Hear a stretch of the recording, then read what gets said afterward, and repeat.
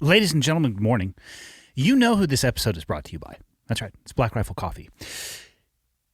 If you want to buy products that support an amazing and awesome brand, then I highly suggest you go to blackriflecoffee.com. They have an apparel selection that updates at a startling rate to me. Hats that are, I'm actually wearing one right now. Just wore one on a podcast I did last week. Love them. Actually model a lot of the Cleared Hot hats after that template. And coffee from coffee subscriptions, like a broader subscription, or their ECS, a narrower subscription that's hand-selected by Evan. The bottom line is, if you're looking for gifts, if you're looking to support a brand that was founded by amazing people and is still run by amazing people, what I'm going to say is just go to blackriflecoffee.com. And if you don't want your coffee to suck, they are what you should be drinking. Now, my guest today, episode 219, is with Christina and Matthew Dages. Matthew was a La Mesa police officer. La Mesa, for those of you who don't know the geography of California, is a subdivision of San Diego. It's inside of San Diego County. And he was involved in a minor use of force incident, which was subsequently ruled to be justified and inside of department policy. But then he was charged with lying on a police report, and in the trial, subsequently was found to be not guilty. He does a good job of describing what led up to it and where they are at with that now, because I don't think the process is over. And as always, I think it's best to let those guests speak for themselves. Episode 219 with the fabulous couple, Christina and Matthew Dages. Enjoy. Okay, got the red smoke. Gun run, north or south, west of the smoke, west of the smoke. Okay, copy, west of the smoke. I'm looking at danger close now. Come on with it, baby, give it to me, I need it. You're cleared hot. Copy, cleared hot. Your first podcast, Matt. First ever time talking and ever. It's actually not true. I feel like you probably started talking when you were 3 or 4 years old. Probably. Maybe not in complete sentences, but I get what you're saying. Yeah, I will admit I'm extremely nervous talking, just because it's like she's been the one leading the way. So my wife's been the one, carrying the baton since this happened, and I've kind of been off in the side, like trying to get things straight and whispering things. I mean, like keeping her on the trying to get her up to speed on LE law enforcement stuff. Yeah, the crash course of it. And before we even get into that, let's talk about the important stuff. Yeah. How'd you guys meet? How did we meet? We have to go to the origin story. It's a great story, actually. Well, hold on. Who tells it better? I think I probably do. Let's hear your version. I think I do. So we met at the gym in San Diego. Yeah. We're both from San Diego. San Diego. Yes. It's founded by the Dutch. Yes. Yeah. Nobody knows what it means. Yeah. Some people, Ron Burgundy might know what it is. So we met at the gym. It was 2015? 2016. Strike one. Okay. Okay. Maybe somebody. Strike one was him saying he could tell the story better. That's strike two. So I'm basically a counselor in my off time, just so you guys know. So you're 0-2 right now. Okay. So we casually, we both lived in around Mission Valley area in San Diego. Went to the gym. We, locked eyes, saw each other a bunch, went every day at the same time. Maybe I was kind of like waiting around for her to show up at that time. I don't know. But, I'm not the type of guy that's going to talk to somebody at the gym. I go to the gym, I work out, and I leave. Maybe I'll have a casual conversation with other dudes there, but I'm never going to approach a girl at the gym. It's just kind of like something I'm not going to do. But you'll just get there early and awkwardly wait for her. Wait for her. See what she's going to do. I don't know. Wait for her, but not talk. Totally get it. I will observe. Seems normal. I will observe from a distance, but that's it. So one day, as I'm leaving, I'm walking out the door, going to the garage, and someone pokes me or somebody actually said, "Hey, you," or something like that. And I had my headphones in. I thought they were calling me, and I didn't know who it was, and I just kept on walking. And then somebody poked me on my shoulder. I turned around, it was her. And then she had some sly story about like, "Oh, don't we know each other? Do we know each other from somewhere, from Fiesta Island at the dog park?" And I was like, "No, I don't even have a dog. I don't know what you're talking about." And then I realized like, oh, she's trying to start a conversation here. And I said, "Oh, okay." Well, I introduced myself and said, "You should talk to me next time you're at the gym." And kind of hit it off there, and I think we went out on a couple dates, and it was kind of done since then. May I get your version of the story? Absolutely. She has a. This is the raw, uncut version. He's very kind. He paints me in a very flattering light. I shamelessly stalked him for probably months before I worked up the courage to talk to him. I would send my girlfriends. He was like my eye candy at the gym. I was very single, very content. And so I would send my girlfriends like spy Snapchats of this hot gym boy. And it was just an ongoing joke. Something I enjoyed from my peripherals for a long time. Finally worked up enough courage to stalk him into the parking garage, like he said, because I just wanted to get to know him. He was so gorgeous, in my opinion. I just had to talk to him. And so he's a good-looking man. He's a very good-looking man. And so much to my surprise, he's even more gorgeous on the inside. We went on a few dates and just everything lined up, like faith, fitness, family, food. All the F's. Yeah. Went out. We essentially, I was like, let's go to Little Italy. We did the bar crawl in Little Italy, and then it was a done deal from there. And yeah, pretty quickly we just knew we were in it for the long haul. Yeah. So that's our story. So, small world. The first apartment that I ever had in San Diego was the Archstone Apartments in Mission Valley, right across from IKEA. Okay. So I lived in those apartments at that point in time. Yeah. So we shared a lot of the same ground. Yeah. And then. Yeah, I was at a West Coast team then, went to the East Coast, came back, and did another 10 years there. So small world. I know exactly what you're talking about. Where was this gym, though? I'm trying to place this. So the Mission Valley Mall. Yes. Where next to the In-N-Out yes. is? Okay, there's a 24-hour fitness in there, so we used to both work out there. Never knew that was there, but I definitely knew the In-N-Out was there. Yeah, you know where the In-N-Out is? Yes, I do. Right on the eastern side of the mall there. Yep. All right. How old were you guys when you got married? Oh gosh, Matt, because you're at least 14 years old. Looking at you, you're like a day over 14. Hey, I just turned 31. So, did you really? Yeah. God damn, you wear it well. I'm a 90s kid though. I'm 64. I'm hanging in there. Well, you wear that well then. That's on the inside. I'm 95. No, I'm 44. But my body feels like it has a few miles. I know on what you mean. Yeah. Yeah, and I'm actually a couple years older than him. So I think we got married at the very end of December 2019. So I was like 32, I think, 33. Literally right before COVID happened. Right before, okay. Yeah. So we got married. We were in Latin America for a month for a honeymoon. We got back just as like all the borders were closing because of COVID. And then his work incident happened like a month later. So our married life has very much been eclipsed by world calamities and just chaos. It's been interesting. It's been a wild one for sure. So you were in law enforcement prior to meeting her? No, I wasn't. We started dating at probably like a year soon after. I think I told you, I was like, it had always been my dream to be a cop. It's all I ever wanted to do. I think my parents steered me away from that. Did you come from law enforcement background at all? So on my mom's side, my grandfather and great grandfather cops. Where? In LA. Okay. Yeah, and then both of our families have like a pretty deep military background. Okay. I mean, San Diego, So her family is both sides, Navy, retired Navy. My dad was in the Air Force. My grandfather, one of them was in the Navy. The other one was in the Army. So, it's just like the San Diego thing. Everyone's got military ties somewhere. It's like 2 degrees of Kevin Bacon at best. Yeah. At best. So you had not been on the force very long then when, how do you guys describe it? The incident? What do you? I don't even know how to describe it. But yeah, about 2.5 years. Okay. So yeah, about 2.5 years I'd been. And you were a La Mesa police officer, correct? I was with La Mesa, yeah. So let's give people a geography lesson. And it's been a while since I've been in San Diego. I would describe La Mesa as Eastern San Diego.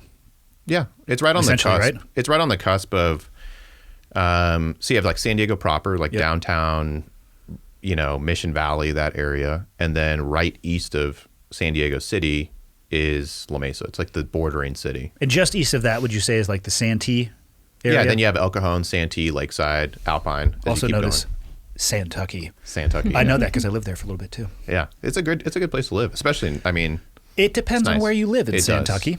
There are places that are better than others, and there are places that are more methy than others. Oh, yeah. As East County has come to know, yeah. I have had more experience. Let me phrase that better. I have seen and been around now more experience with meth, living in a little bit more of a rural Montana. I almost said I've had more experience with meth now, but I don't want to paint the incorrect picture here. I have a bunch of friends up here who are LEO, and it's one of their main things. And I'll be honest with you, I don't know if I ever saw it up until moving here, probably because I wasn't paying attention. But damn, I have a lot of empathy for people who have to interface with people on that ride from a day to day. Yeah, it's the meth epidemic. I guess you can call it an epidemic because it is a nationwide issue, but it's a big thing in San Diego and Southern California. It's by far the biggest drug that you will find in San Diego County. I would never have guessed that. I feel like when I lived there, I was either oblivious to it or it was ramping up.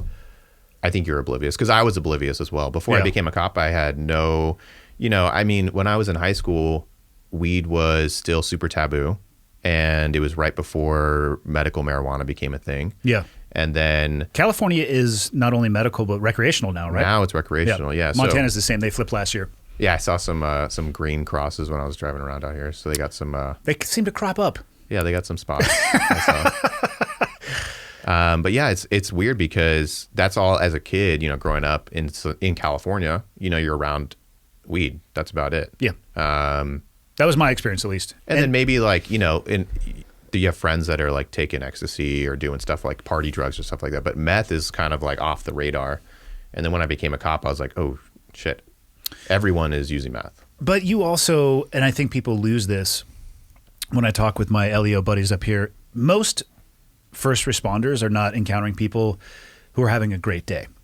It's not, hey, we're having a birthday party. Could you guys send a car over? We just want to sing happy birthday together. It's like, we're having a birthday and Grandpa Frank, he just keeled over. Or Grandpa Frank and Uncle Tom, they're actually going at it with wrenches. Like, can you guys come please stop this?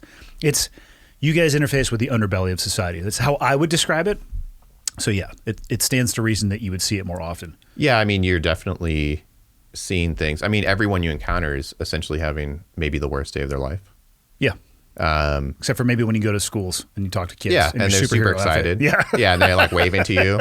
Until they get older, and then it's just like... Yeah. But that's still funny. You still laugh at that when you know. But yeah, I mean, yeah, it's interesting. I mean, that's a big part of the police. It's something that you really got, as a cop, you got to remember that when you're at work, everyone's having a shitty day. Yeah. There's no good days for people that you're interacting with. Do you feel like that can taint you if you don't keep that? And that's what I'm saying. Yeah. You got to be careful, because then you go home and you kind of have to have that flip where it's like, okay, we're back to normal. We're back to the normal world. Yeah. And, thankfully we don't have kids, but it is hard even interacting with her and coming home, and it's like, how was your day at the office? There's no comparison. There's no comparison. And she always wants to hear, I always have every day there's always some story, you won't believe what happened today. You won't believe this. Yeah. And it's fun to tell the funny stories, but there's some really bad stories, and you just, pack it inside and move on, go back to work the next day. So had you gone to the academy when you two met? No. Well, so I got two different answers from you guys. So I interpreted that as... She was giving me the yes, and you were like, no. I was with him when he started the academy. Like, okay. I've been with him for the entire journey of becoming a police officer. Okay. So when we were together, I told her, this is my goal. I want to be a cop. This is what I want to do. I felt like I had missed the opportunity to join the military. I went to college after high school. And then kind of had an interesting turn where I went to law school, decided I didn't want to go to law school. Good call. Yeah, I was seeing a lot of people that just hated their lives, were lawyers and just weren't happy. Only a few lawyers that are exceptionally stoked about their job. Most of them, and for those of you who are stoked about your job, I apologize for this generalization, watched the movie The Firm one too many times, just like a lot of team guys watch the movie Navy SEALs one too many times, and it's just not the same. There's less courtroom arguing and a lot more paperwork. And from my understanding, law school is not cheap. Well, it's not cheap. I was fortunate. I got a scholarship. So there was something there. But yeah, I mean, I got there. I quickly realized, I was like, what the hell am I doing? This is not what I want. And it was also a period of your life where you think like more degrees equals more success. And then you realize like, no, this is not where I want to be going. I wanted to be a cop. I felt like I had missed the opportunity to go into the military, and it wasn't really something, maybe I didn't miss the opportunity. From an age perspective? I knew I was like 24, 25. I was in the right age to join the military.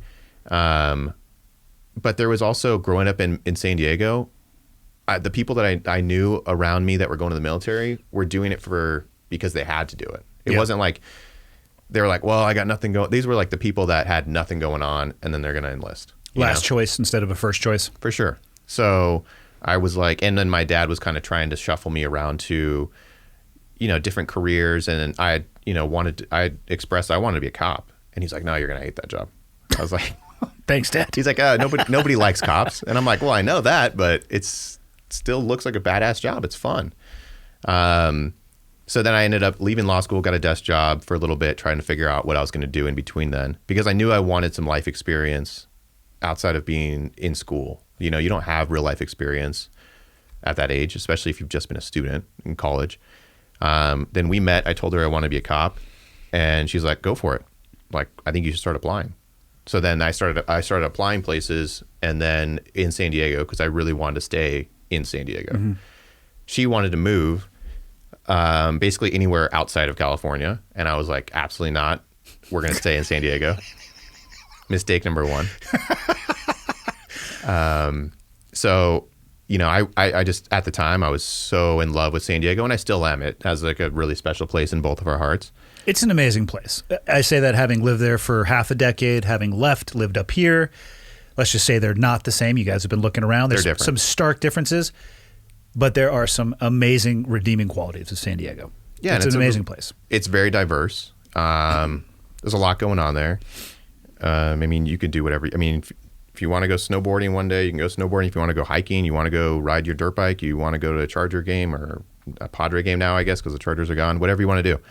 So I started applying to different places, and then it was like the long process of applying. That's a whole different discussion of like most applications take like 4 to 6 months. They have this huge background check, as they should. Mm-hmm. But it's just a really in-depth process. And then you're kind of just shotgunning your applications to different agencies because you don't want to have to burn 6 months waiting for someone to pick you up.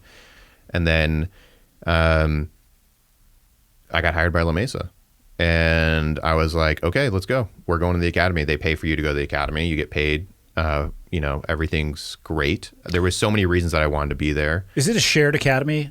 It is. The San Diego County, whether you're in, Santee or East Lake or La Mesa, they all go to the same place? So San Diego County, it's all one academy. Okay. Everyone goes. San Diego, as law enforcement, is pretty unique because all the agencies work together really closely. Different counties, different areas. I can speak for San Diego only, but I know like if you go to like a big agency like LAPD, you go to their own academy. Yeah. CHP, they have their own academy. But San Diego, it's like a regional academy. So everyone in the county goes to the same academy. So you go to an academy, I had like 120 recruits in my class, and everyone, it's like a mix of like San Diego PD, Sheriff's Department, El Cajon, Carlsbad, Oceanside, whatever it may be. San Diego schools, Yeah. Where do they do it? It's in Miramar. Is it really? Mm-hmm. That's actually a great place to do it. Yeah. And how long is it? 6 months. So it's Was it what you thought it would be? Yeah, it is. It is, but it's interesting. It's like there's always a lot of military guys in the academy with you. Me having no military experience, I kind of like got the crash course on how to play the game pretty quickly. Because the first 2 weeks, it's like, okay, we're gonna try to yell at you and scream at you and scare the shit out of you and gas you all day and make you hate your life, and you just got to hang in there and not fuck up and just do what they say. And so it's a lot of running around, doing stuff, getting in trouble, but at the end of the day, it's not a live-in academy. I mean, you leave at 3:30 every day, so you're there from like 6 a.m. until 3:30. You go home. If you're getting in trouble, you got homework to do at night and stuff like that, and you got to study every day, so it does take over your life. There was not a day, I think she has like a million pictures of me like passed out on the couch at 6 p.m. Just totally Sounds knocked about right. out. Yeah, you're just done. I mean, I can't imagine. I was, because the way that it's set up is they do have a lot of classroom time every single day. There's so much stuff that you have to learn as a cop in the classroom, whether it's first aid, legal stuff, firearms, defensive tactics, like so much stuff. And so they can only gas you so much because they have to get you done. They have to graduate you. Also, the instructors would like to go home as well. Exactly. They would like to go home. Yeah. And they do get it. They have fun with it. They get into it. As they should. Yeah. I say that having been an instructor before. Yeah, there you go. So you know exactly where I'm coming from. But so yeah, I mean, it's a lot of classroom instruction, but it's fun. I mean, you're shooting so much that it's almost not fun. You're shooting so much, but you're at the range multiple times a week, shooting all day. You're on the mats doing like defensive tactics stuff all day, and like the goal there is just stay healthy, don't get hurt, because everyone wants to be Mr. Macho. Let's see how much I can kick the other person's ass type of thing. But at the end of the day, everyone's trying to graduate. Everyone's getting paid. This is a job. So yeah, it was a good time. It's fun. I loved it.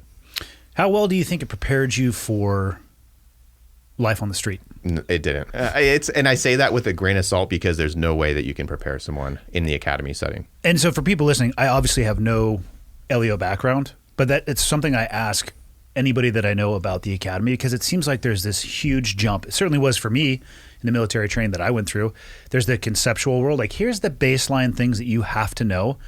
However, everything else is going to be an audible, kind of based off this playbook. It's you're doing shit on the fly. It's all based off of this, so like you have to understand this root theory. Correct. But that root theory may apply once out of a million situations. It's hard to explain because the root theory, like the legal basis for what you're doing, learning your laws, your vehicle codes, like all those kinds of things, those are really important. But does that teach you how to talk to a lifetime parolee? Does that teach you how to like go stop a gang member? Like to get involved? Does that teach you how to like walk into a domestic violence situation?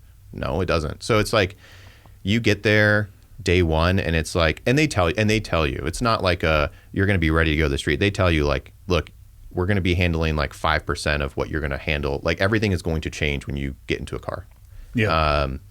And when you go, 10-8 out on patrol. I like 10-7. 10-7, yeah, 10-7 is It's a great. break, too. right? Well, that's going home. Yeah, That's what I'm talking about. I thought it was a break. I don't know the codes, but like I said, I'm around all my buddies and their radios are going off, so I just say shit to them. There you go. Like I'm 1047. Like that's not a call. I'm like, it is to me. There you go. So it's interesting. I mean, it's like the academy is fun. It gets you ready in some ways. It gets you as ready as you possibly can. The defensive tactics stuff is great. The shooting stuff, because I mean, I grew up around guns my whole life, but there's some people that were there that had never held a gun before. Yeah. And it's like it's the same in the military too. Yeah. So I mean, you're getting a gun, and it's like you're going, and that first couple weeks is kind of boring. You're going through, okay, let's take apart the Glock for the 100th time type of thing. And some people have never done that before. Some people have never been in a fight before. So, those types of things are really imperative to the training. They translate to the street for sure, but once you get on the street, it's like a totally different game. Did you notice any changes in him as he was going through the course? Very pleasant changes. Like I feel like he became much more regimented and disciplined, which as a wife, I was just like, yes, please. This is excellent. But I will say it was really, I also enjoy, one of us is like the organized doer person. And so that would be her. It really helped like level us a little bit more on that topic, but also watching his passion just really like catapult through the roof for policing. Like when he told me early on in our relationship that he wanted to be a police officer, I was like, let's do this. Let's pursue your dreams. And then to see him go through the application process, which like you said, is so rigorous. You have to open up your whole life to these investigators. You have to take polygraphs. Like I don't even have a skeleton in my closet. I doubt I would, like he had such a glowing recommendation for all his personal references. And then to get through the academy, which is very rigorous, and to just see his love for the profession grow and grow. And then he's finally graduated and is in his own patrol car. Like I've loved every second of the whole journey. So I've seen good changes across the board. Do they put you in your own car, like right out of the academy? No, you're not by yourself. Well, okay, that was gonna be my second. Like you have your own car, but also there's the seasoned, what do they call them, FTO with you? Yeah, your field training officer. Yeah, so you get, I mean, different departments are different, or have different things. But when you graduate, and then when you get to your department for your first day, that's like the big day, right? Everyone's like super excited. It's like my first day. And let's assume that like all your paperwork is done, your onboarding stuff is done. You show up, you're in your uniform, and that's the first time you're like in the uniform with a gun on you, like ready to go. And yeah, I remember I got there. I'll never forget my first day. I started because we worked 12-hour shifts. Yeah. Got there at 0500. I think I actually started at 05, but 5 a.m. for you civilian folk. 5 a.m. So I probably showed up at like 4 2. I probably woke up at 2. I probably couldn't sleep, but I got there at like 4 a.m. Got all my stuff together. Took a long ass time to get dressed, and got in a patrol car. We went to briefing morning lineup. That's like standard. Everyone you get there with your squad. You got to do your introduction thing on your first day. Hey, I'm Matt. I'm the new guy, and everyone's just looking at you, kind of like, okay, where's this gonna go? Where's this guy? What's this guy about? Got into a car with my FTO at the time, and he was like showing me the computer or doing something, and it was like boom, foot chase happened down the street. We were like, he's like, close the door. Like, luckily I wasn't driving because I don't you don't know where you're at. I mean, I hadn't even thought about that. Yeah, getting an understanding of your patrol area. That's the hardest part. And so then it's like, within 30 seconds of sitting in that car was like we were flying lights and sirens going to a foot pursuit of another officer, backing him up. And it was like, I'll never forget that. I was going to ask you what your first call was. That's awesome. Yeah. So it just happened to be that was the first call and it's so quickly. But I remember just so much being like, that was like the biggest adrenaline rush, being like, because you don't know anything. You don't know what's going to happen. But yeah, the biggest thing is like, you learn the streets pretty quickly, but the learning where to drive is extremely hard. Because there's no some guys have GPS in the car, like a little GPS, but when you're driving and you got to get somewhere as fast as you can, those GPSs don't really do much. Yeah. Yeah, and sometimes GPSs can also send you to the incorrect location. Correct. Yeah. There are stories of people who have followed their GPS into bodies of water. Oh, are you an Office fan? Well, I mean, I'm legitimately like. Oh, okay. I thought you were making an Office, like a Michael Scott reference. No, I'm saying there are people who have like driven them off cliffs. Turn left. They're like, Roger that. Ah! Or just like down a boat ramp. Oh my God. I kind of support it to a degree. Yeah. Like if you're going to follow that blindly, you deserve absolutely what happens to you. Yeah. When the little Aussie woman is like, make a left-hand turn now, that was an English accent, by the way. That's Darwinism, right? Yeah. Yeah. Yeah, I have a hard time having an issue with Darwinism. There you go. How long did it take you to feel comfortable on the street?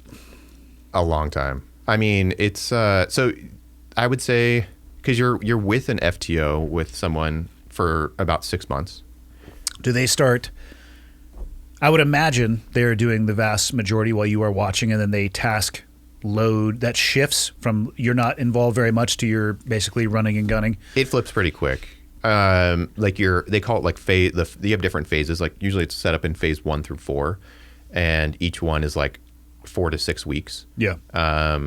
So I guess it can vary. Your phase training will be like 4 to 6 months, depending on your readiness or whatever. But so your phase 1 is your first couple weeks. It's going to be like a shadow phase. You're really just riding passenger. You're watching. You're not taking statements from witnesses. You're not doing much. You're just observing. And I'm telling you, like you don't know anything at that point. So you're trying to figure out like, okay, we're going to this call. We're going to this. Like, how do I do this? And every cop works a little differently too. Mm-hmm. So then like you'll go to your phase 2 instructor, and then they want to do stuff completely different. And they're like, no, you're going to do it this way. God, you're describing the military. Yeah. Well, well, I mean, a lot of cops are military guys too. Yeah. So it's probably the same thing. And then by phase 3 and 4, phase 4, you're by yourself. Essentially, your FTO is sometimes wearing like plain clothes. They don't even want to be known as an FTO there. They're the shadow at that point. And they're just making sure that nobody gets hurt. And that, and every day that the struggle is every day at the end of every shift, you're getting graded, and you're being scrutinized. So it can be difficult. It's very stressful because not everyone makes it through phase training, and some departments will not tolerate people that cannot, they don't have time to get people up to speed. So you're kind of like, you're fighting for your job, and you want to make sure you're doing a good job. You want to make sure that you are being safe, and you want to get through it. Everyone wants to be there. Yeah. How stoked was he after his first day? First day? I feel like he probably passed out on the couch again. Since you were up 13 hours before your shift. No, I'm pretty sure I came home and collapsed. Yeah, that sounds about right. And knowing him, he's always focused on like, okay, what's my next hurdle, right? He's never like, oh, I did it, great, all done. He's always like, okay, now I got to get past phase 2. Now I got to get past phase 3. Now I need to be like 10-8 by myself. And then even after that, it was like, I'm going to try out for SWAT team. Like he's always looking to the next goal or milestone. So there's no rest for him. I like it. I can appreciate that headspace. The hustle, yeah. Well, it's a little neurotic too. I mean, I'm always like looking at the next challenge before it's even coming. I'm just like, oh, well, what if this happens? Or what if this happens? You just have to balance it. Yeah. I find that most, maybe it's a bad term, but we'll call it high achievers, are kind of like that. They're appreciative of where they are, but they got one eye or a percentage of their attention on what's going to be next as well. Mm-hmm. And then there's other people who achieve something and they're like, I'm good. And this is now my station in life. And I don't know, in my experience, you kind of see people passing them by. But what you're describing is similar. The military on-ramping or mentorship was far less regimented. But I tell you what, I was so wildly dangerous to myself and everybody around me upon getting to my first SEAL team. And of course, they hand me a fully automatic M4. I'm like, this is amazing. Where's the bullets? They're like, no, let's just go ahead and learn how to clean this thing first. But I would have killed myself and everybody else around me if it wasn't for that mentorship. And I was going to say 2 years to really feel like I had an understanding of the job. I think it's more.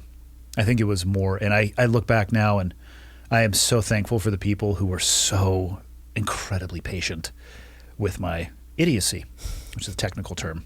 But it's the only way I think you can survive in those environments. And I remember when they finally turned the reins, they're like, it starts off, you're like the tertiary comms department head, which means you like dust the radios. And then you work to the secondary, which means you can like load the crypto, maybe the frequencies, maybe you can get the batteries. And then finally you're the primary. And there's like the shadow too. The guy who was the primary was like, listen, if you have any questions, come ask me. Because don't worry, I'll be judging you for everything that you do from here on out, but you won't know that I am. So they're like off shadowing you. But it took a long time. And man, that process is essential. I think it's the only way that you can really transfer that knowledge in the mentorship role like that. Yeah, I think with the LE thing is you're always learning no matter what. If you're in phase training or if you're 10, 15 years on the job, you're always learning. I mean, you're always learning. I definitely don't have the job fully figured out. I don't think any cop does, especially now. I don't know how you could. It seems like, even in the military. So the community I came from was maritime based. My first real world deployment was to Afghanistan. Oh, they were all pre 9/11 guys, right? They were, it's just the SEAL community, right? Navy. So we are the original, so there's the SEALs, but before the SEALs were UDT, underwater demolition teams. And these dudes would cover themselves in fucking axle grease and like a Jacques Cousteau mask, and they would go do soundings for like amphibious invasions. They would swim in and they had like a plastic sleeve and they would write the depths and they would go back on. And so the SEALs in Vietnam, it was start in the maritime environment, go on land and come back. And those are the tactics that I was training on pre 9/11, and then Afghanistan, followed by Iraq. Mm-hmm. And then the things we were seeing in Iraq made their way over into Afghanistan. And then, because there's only one country that separates the two. And let's just say they're not always the most friendly to the United States of America. So ease of information and tactics passing through it, I don't think you can ever master that world because it shifts constantly underneath you. And the terminology that we would use, I don't know if it would be great terminology for law enforcement, but we do AARs as the military. Our enemy does AARs too. So we had to change the way we cleared buildings because people's heads started blowing up as they crossed the threshold of the door. And because they would have sandbagged machine gun positions pointing at the entry because they had watched us do ready to go. Thousands. And they realized, when you come in here dynamically, mathematically, you can't cover all the angles. And so it changed because there was a catastrophic loss of life. So they do an AAR, we do an AAR. And I would imagine, I'm not going to call the people that LEO are engaging with their enemy, but the people that you interface with, they get a vote too, and they also pay attention. Well, I mean, just look at how much law enforcement's changed over the last decade. I mean, you look at the guys that have 20 plus years on that started, or even 30 years on that started in the early 90s, or guys that started in the 2000s versus people that are starting, 2015. It's changed so much. So the approach to law enforcement's way different. Yeah. And The perception of law enforcement is way different the too. perception's different. And, technology's made things a lot different. So it's just changed. I mean, it's just different. I can't even explain it in a way that, you hear from guys that, had 30 years on, and how they did things in the 90s is definitely a 180 versus how they did things in 2020 or 2018 or 2015. So it's like, it's always changing. So I don't know that you ever have a grasp on the profession. You're just always trying to learn as much as you can. I feel like if you feel like you have a grasp on it, you probably need to get a different job. That was something that I constantly reminded myself, and I would try to remind other people, like, hey, if you think you have this job nailed, you need to move on, because you absolutely don't. And you've arrived at a place where you think that your knowledge and experience is the most out of anybody in your sphere. And thinking you're the smartest person in the room is probably a pretty dangerous place to be. So yeah, I mean, and that's like tombstone courage type stuff, or whatever they want to call it. And yeah, I mean, it's a crazy job, but you don't ever have a grasp on it. But I mean, you're always learning. Once you get off of phase training, I mean, you're definitely still taking things, because then you're working with guys. Then you go to your own squad and you have a beat partner, or you have a bunch of different partners, and then you're kind of just learning. You're always asking them. You'll go to a call and you're never by yourself. In California, in Southern California especially, you're never going to be by yourself. 2 people per car, always? No, not 2 people per car, but 2 people per call usually. Got you. So mandatory, there's going to be at least 2 people there. Yeah, so you're always going to, and that's a safety. That's like a big, and that's different from, I know other states do, different stuff, and it's like, you might see some guys go to like DV calls by themselves or stuff, but in California, it's like, you're always going to, if you go to even like a transient homeless call, you're going to be with 2 people. And that's the way it should be. It's contact and cover is what it's called. And it's just, and so you might get into a situation where you're like, shit, I don't know what to do here. And you might turn to a partner. You might pick up your cell phone and call someone else on the squad that's been been there for a while. You might call sergeant, ask opinions, and so you're never like working by yourself. So you're always kind of like, it's always a team effort. You're always asking for their opinion and kind of going from there. Yeah. How was your first day in your car by yourself? I don't remember much about it, to be honest. Really? I remember pulling out. I remember being in it and pulling out and being like, all right, it was the best feeling in the world, to be in your own car. Because that was the first time I think I'd ever driven in the car by myself. Yeah. Other than like maybe driving around in the academy or something like that. Do you remember the first call you went to by yourself? I don't. I honestly don't. I think I do, actually. I think it was just like a transient call. Like that's like a San Diego thing. Is like, you're going to a transient call like 20 times a day. There are less transients here in Montana. That's what we both pointed that out. We were like, where are they? Well, they're going to be inside during this That's time. what I was thinking. In the summertime, they are actually around. In the wintertime, I don't know where they go. I don't know if there's actually a more robust shelter or wherever they are, they're not outside. Yeah. Mm-hmm. And if they are, they better have a goddamn nice REI tent or they're going to die. Yeah, So. I can imagine. I mean, it's funny because it was like 20 degrees outside, and I was like, it feels good. I was like, it doesn't feel like it's 20 degrees out, but I know I'll go home and it'll be like, in the mornings it'll be like 50 degrees out, and I'm like freezing my ass off. Throwing your Patagucci jacket on, just puffy like Everest layer. Yeah, I get it. Exactly. I've been there. Yeah. So it sounds like your progression, from the desire to the academy to getting on the street, if you will, went kind of as planned. Oh yeah, totally. I mean, as planned as you can do. Without any incident or hiccup, I should say. And if I could just add, he was very much a rising star at his department. I mean, he had commendation after commendation from the chief. There was this thing called like the watch commander, which I'll probably butcher if I try and explain it, but the person in charge the following morning looks over like the calls and the arrests that were made the night before.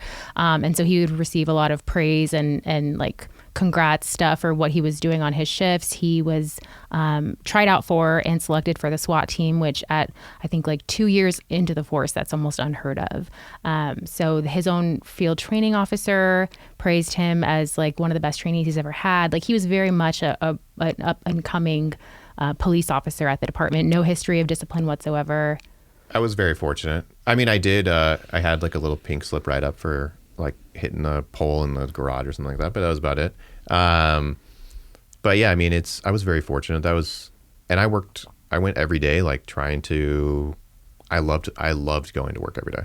Yeah, I don't think you were fortunate. I think you were able to combine something that you really wanted to do, and it became something that you were passionate about, and those two things, met each other, and it was what you wanted it to be. Like that, in my mind, that I would hope that whatever job people want, the path that you have described, like this is absolutely what I want to do. These are the steps I need to take, and they collide, and you have an amazing career with fill in the blank. That's what I wish.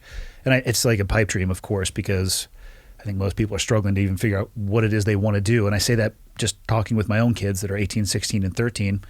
There's a lot of uncertainty. I was very atypical, knowing what I wanted to do very young. It sounds like you were maybe a little bit more atypical with that specific desire, but you weren't fortunate. You found what it is that you wanted. You were fortunate in finding that. Yeah, it was the first, I can say for sure, it was the first time in my life that I really loved what I was doing. No matter if it was like school, work, whatever it was. Like I could not say enough good things about, and people can say whatever they want about cops. I will say again, to me, it's the most fun job ever. Yeah. And it's the one time in my life where I felt like I was fulfilling something in my life where, you feel like you want to do something bigger than yourself. And you had the opportunity to do that, and you had the opportunity to do cool shit on the side too. Yeah. So it's like I was living the best of both worlds there, I wish more people could find that. I think it would round so many of the edges of negativity and just people smashing heads with each other. Because I actually think what you're describing is you're the anomaly, not the norm. I felt like, but for a long time, it took a long time because I didn't become a cop until I was 27. Which I actually am going to say is a good thing because you had and it's a great thing. Yeah. And I can touch on that. But it's for a long time in my life, I was the one that was like, man, I don't know what I want to do. I don't know. What do I want to do? And, I had parents that were pushing me one way, and I had, family kind of like expectations. And I didn't grow up liking school. Like I hated school. I'm always wary of the people who are like, I love going to school. Nerd alert. Yeah, over there. Yeah. But no, I say that because I sucked at school, for clarity. That's what, I can say that as well. But so for a long time, it was just, but it finally, I knew what I wanted and I got to it and it clicked. But yeah, I mean, it's for guys that are going to becoming cops at 21 or 20 and a half or whatever you want to say. It's not a lot of laps around the sun. Mm-mm. It's scary. Yeah. And I will say that, unfortunately now the position that law enforcement's in, because you can't get anyone to do the job. You can look at any major city or any mid-sized city in California, they're all struggling to fill positions. Everyone's understaffed. And I mean, rightly so. Yeah. So, I mean, when you're in a position like that, you have to lower the standards, the hiring standards to fill positions. So you're going to get people that you would not have selected in the past. Yeah, it's a long-term strategy for some serious problems. Yeah, and it's down the road, it's going to cause more issues. But I mean, I remember working with people or being in the academy with people that were like 21 or 22 and then having no life experience, having no, real world, to have the ability to like talk to a person on the street or whatever it is, to have a conversation. I mean, between the three of us, I mean, haven't we all encountered somebody just melting down and having a horrendous day, and you can empathize with them because you're like, hey, yeah, I know exactly what you're going through, and you can connect with them and actually almost shepherd or help them through that. Right. Without having those experiences, man, that's a tough one. And it's interesting to say, I know that, and again, I'll only speak to Southern California, but most agencies, especially larger agencies, would rather have someone that has no life experience, or that because they don't want someone that has like a past. That makes sense. That has like a history of any type of hiccups. They'd rather take the clean record, totally clean record, and I mean like totally clean record versus someone that's maybe like, so-and-so experimented with drugs when they were in high school or college, or maybe they got drunk in public or something when they were like 19. They pass up on that person to take someone that is 21 and has no life experience. And that kind of boggled my mind always. It's an interesting decision. Mm-hmm. There's pros and cons to both. And I understand the pros. I feel like they feel like that person is less of a risk, and maybe they can mold that person to... They're less of a risk due to their past history, but I'd say they might be more of a risk into the future because they have limited history in the past. It Correct. would require, I think, more mentorship in like left seat, right seat stuff. And and I'm sure just like the military, I mean, you have to grow up really fast. You do, especially when your world shifts from conceptual to practical. You grow up faster than anybody would ever want to, for sure. Yeah. For sure.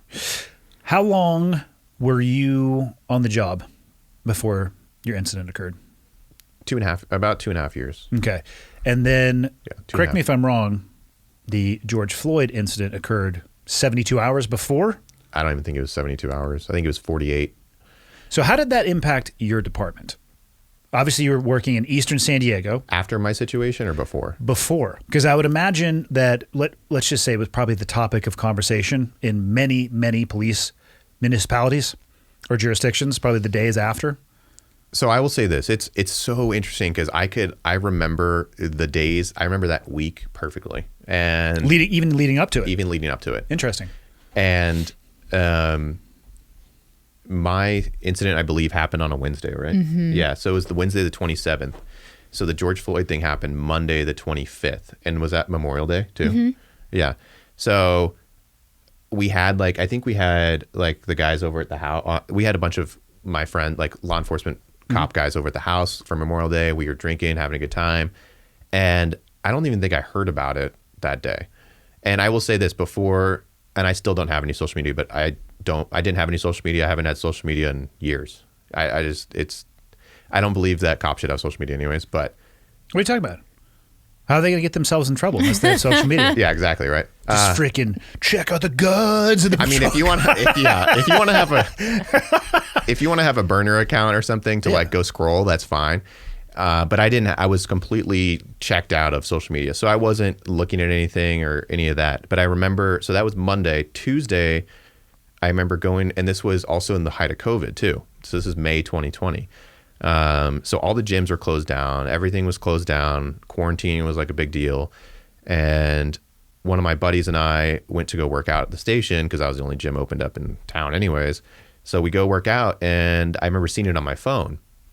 And I mentioned, and I saw it on my phone, something like the officers got fired. And I was like, holy shit, dude, did you see this? And the rioting, had it started by then?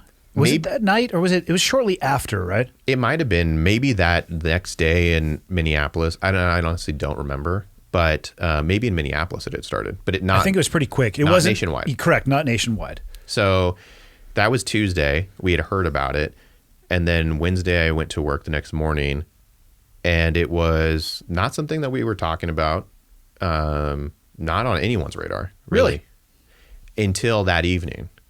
And it didn't have anything to do with my situation, but I remember that Wednesday is when it kind of caught fire nationwide, at least from what I saw. And it was being talked about in the station, and people were like, "Hey, did you guys see this video? This is pretty bad." And I remember it got emailed out through the command. They were doing a use of force thing, email about it and stuff like that. But before that, it was just business as usual. Really.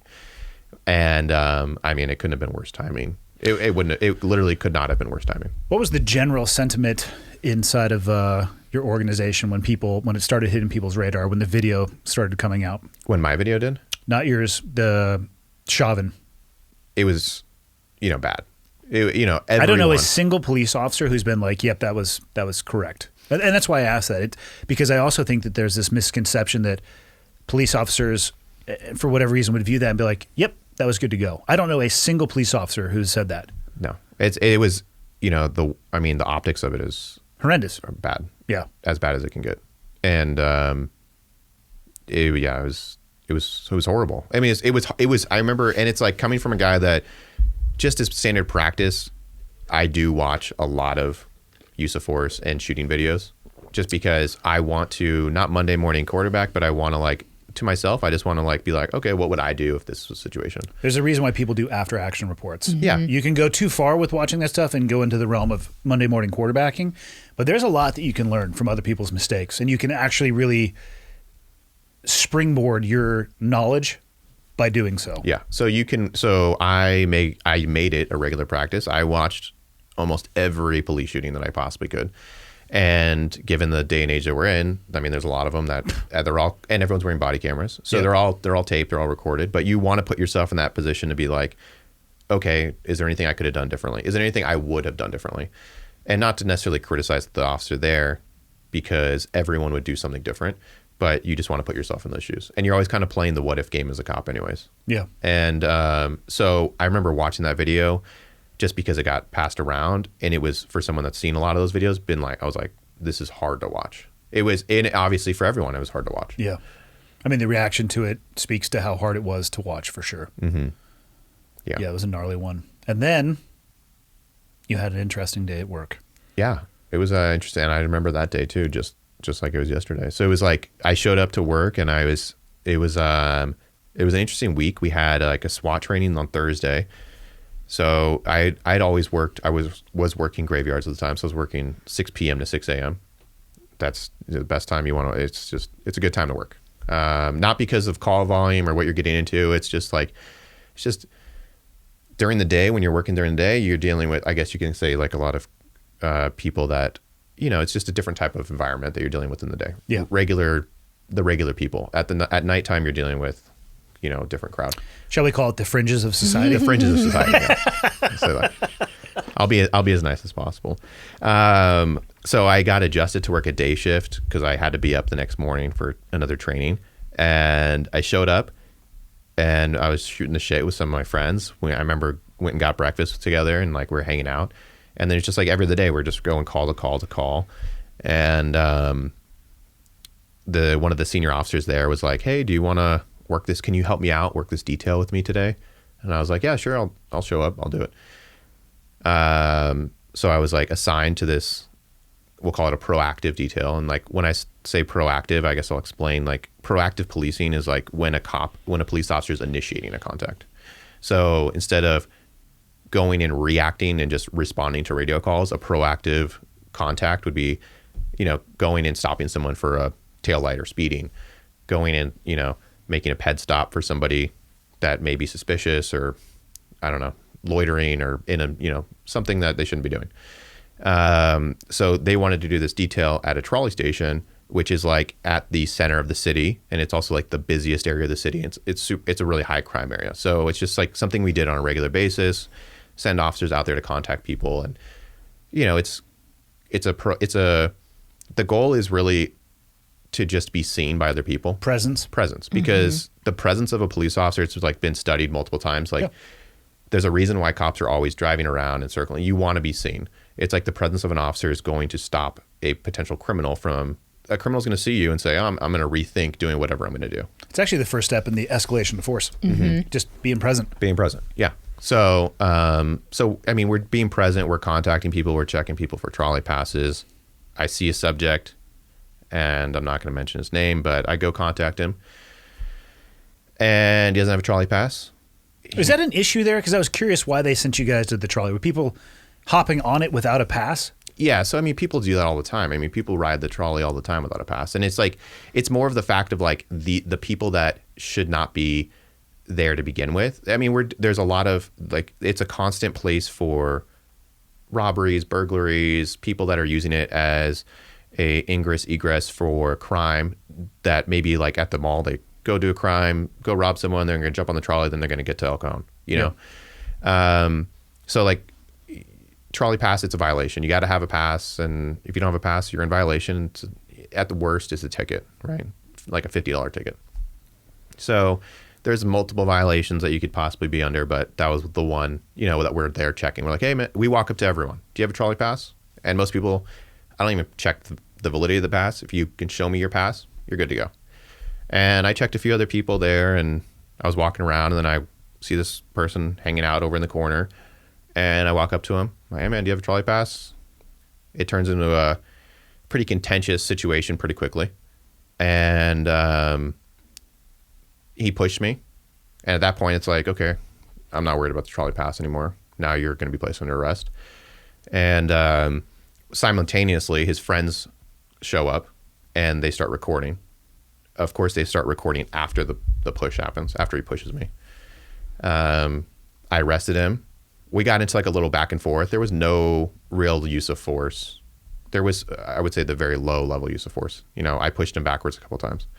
And for people listening, you can go watch different angles of this because I believe your body cam footage exists as well, right? Yeah, I have my body cam, and then there's like the friends video. Yeah, and what I would say to people is, because I know you don't want to get too in depth on what happened, is it's out there and you can find it and you can go watch it for yourself. Yeah. So, and I'll leave it at that. Yeah, so I arrested him, and I mean, I will say it was a very tense situation, obviously. A lot of people were out around, and that's when I first noticed the sentiment of that incident, of not my incident, but the George Floyd incident. Yeah. And so I arrested him, couldn't book him in a jail, believe it or not. Because of COVID. Because of COVID. Took him to the station, cut him a citation, and I told him, you're going to get a citation, dude. Like, it's totally fine. It's not a big deal. You know, this is something I have to do at this point.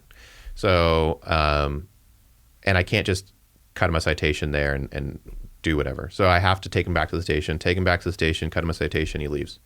And all I remember is being very frustrated after that, like just feeling a heaviness in my chest. It was just a really shitty situation. It wasn't it wasn't a situation that I wanted to be in. It wasn't a situation that he wanted to be in. But I just felt like icky after it. And in the sense that it was just like a heaviness and really upset and bummed with how that turned out. So I remember going home that night. I got off at like 8 p.m. Nothing happened. And then that's kind of when shit hit the fan. Because the video got posted online with the hashtag George Floyd and it went viral. And what was the impact of that video in San Diego when it started going viral? I don't even know that there was an immediate impact in San Diego. I remember it got posted I think it got posted on Instagram and then it just kind of flooded like a bunch of social media sites. And along with every video, right? I mean, that was the week that every police video was just going viral. And regardless of if they were, you know, completely justified or whatnot, it was just every video was going viral. And there was a huge microscope under or over every police officer. So I found out that night that it was blowing up, and I was like, I remember just freaking out. Like I remember just being like, what? Like, what do you mean? And I told her about it, and then that's when people started showing up to the house. So in terms of local impact, we had protesters at our home like that same evening. Our personal information was doxxed all over the internet, so they showed up to live stream for social justice in our driveway. How many people were there? So that night, it wasn't. It was really a weird situation because you would never expect someone, as a cop, you would never expect someone to figure out where, not even just to come to your house. Yeah. You know, you maybe think of like as a cop and like, I guess why cops like, you know, carry off duty or whatever. If you run into something that happens in front of you, but maybe if somebody confronts you or if somebody recognizes you. Yeah, you never know who you're going to run into, I guess, right? Yeah, or maybe you think as a cop, like maybe somebody might follow me home from the station, but I never once thought that anyone would take my address online and then post it all over the place. And say, hey, see you there. Yeah, so it was a fluke that night when the video went viral, a guy that I worked with and who was one of my FTOs, had been there for 20 plus years, came over to my house because I lived in El Cajon at the time, so right on the border of La Mesa and El Cajon, and he just showed up to my house and he's like, "Hey, I'm gonna eat lunch here tonight. I'm just gonna hang out down the street, just because." And I was like, "All right, that's fine. Thank you. I appreciate it." And then we had like one of those. We had cameras all over the house, and all of a sudden, like the camera alerted, and there was like I pulled it up, and there was just like red and blue lights all over the road, and I was like, "What the fuck is going on?" And that's when people had showed up. So it was like maybe like 5, 6, 7 people showed up, and they were like in the driveway marching around. And then my partner saw it, called like hey, I need assistance here. And then at that time it was like, I think everyone from El Cajon and everyone at La Mesa, like there was probably 10, 12 cop cars outside my house. Cause it was like, nobody knew what was going on. Yeah. And so that was Wednesday night. And then Thursday, nobody came by. At that point, we had a car stationed at the house. We had a car from that point on for probably 2-3 weeks. Maybe longer. Stationed at the house for 24 hours a day. And Wow. my parents live in North County, San Diego, and people were leaking my parents' address. And so then the sheriff's department, you know, God bless the sheriff's department, was like, they called my parents. They're like, hey, we're going to keep someone at your house too. So for a few weeks, there was 2 cars. There was one at my house, one at my parents' house for at least 2 weeks, 3 weeks. And so that was, you know, going into Thursday, and then Friday going into, that was the weekend where everything blew up nationwide, I would say, where everything kind of reached like a boiling point. And Or a burning point. Burning point, yeah. You got a call from your SWAT commander saying, hey, we're seeing some online activity targeting your house for a larger protest. So we were advised to get out of town just for the weekend is what we thought. And we had, at the time, 4 dogs because we're crazy animal people. Hold on. What type? All rescues. They're all pit bulls. Yeah, pit bull mixes. I support that. Yeah. Pit bulls are awesome. They're They're great. so amazing. I mean, Frenchies are better. Okay. But okay. pit bulls are pretty cool. Frenchies are cool. Yeah. They're assholes, though. Yeah. They're just like, "Pfft, oh, you want to pet me? Fuck off. Yeah. Yeah, they've got the best egos. Yeah. But so we loaded all 4 dogs into the car and packed an overnight bag and went to stay with other family in town that wasn't being targeted. And had you guys received any, or had you received any negative feedback from your work yet? Nope, nothing. Yeah, okay. So things were, I was going to say as normal, but obviously it wasn't normal what was going on. I knew that it was tense. I could tell, right?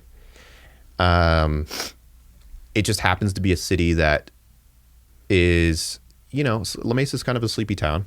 I wouldn't call it like quiet on the police front. There's a lot of shit that goes on in that city.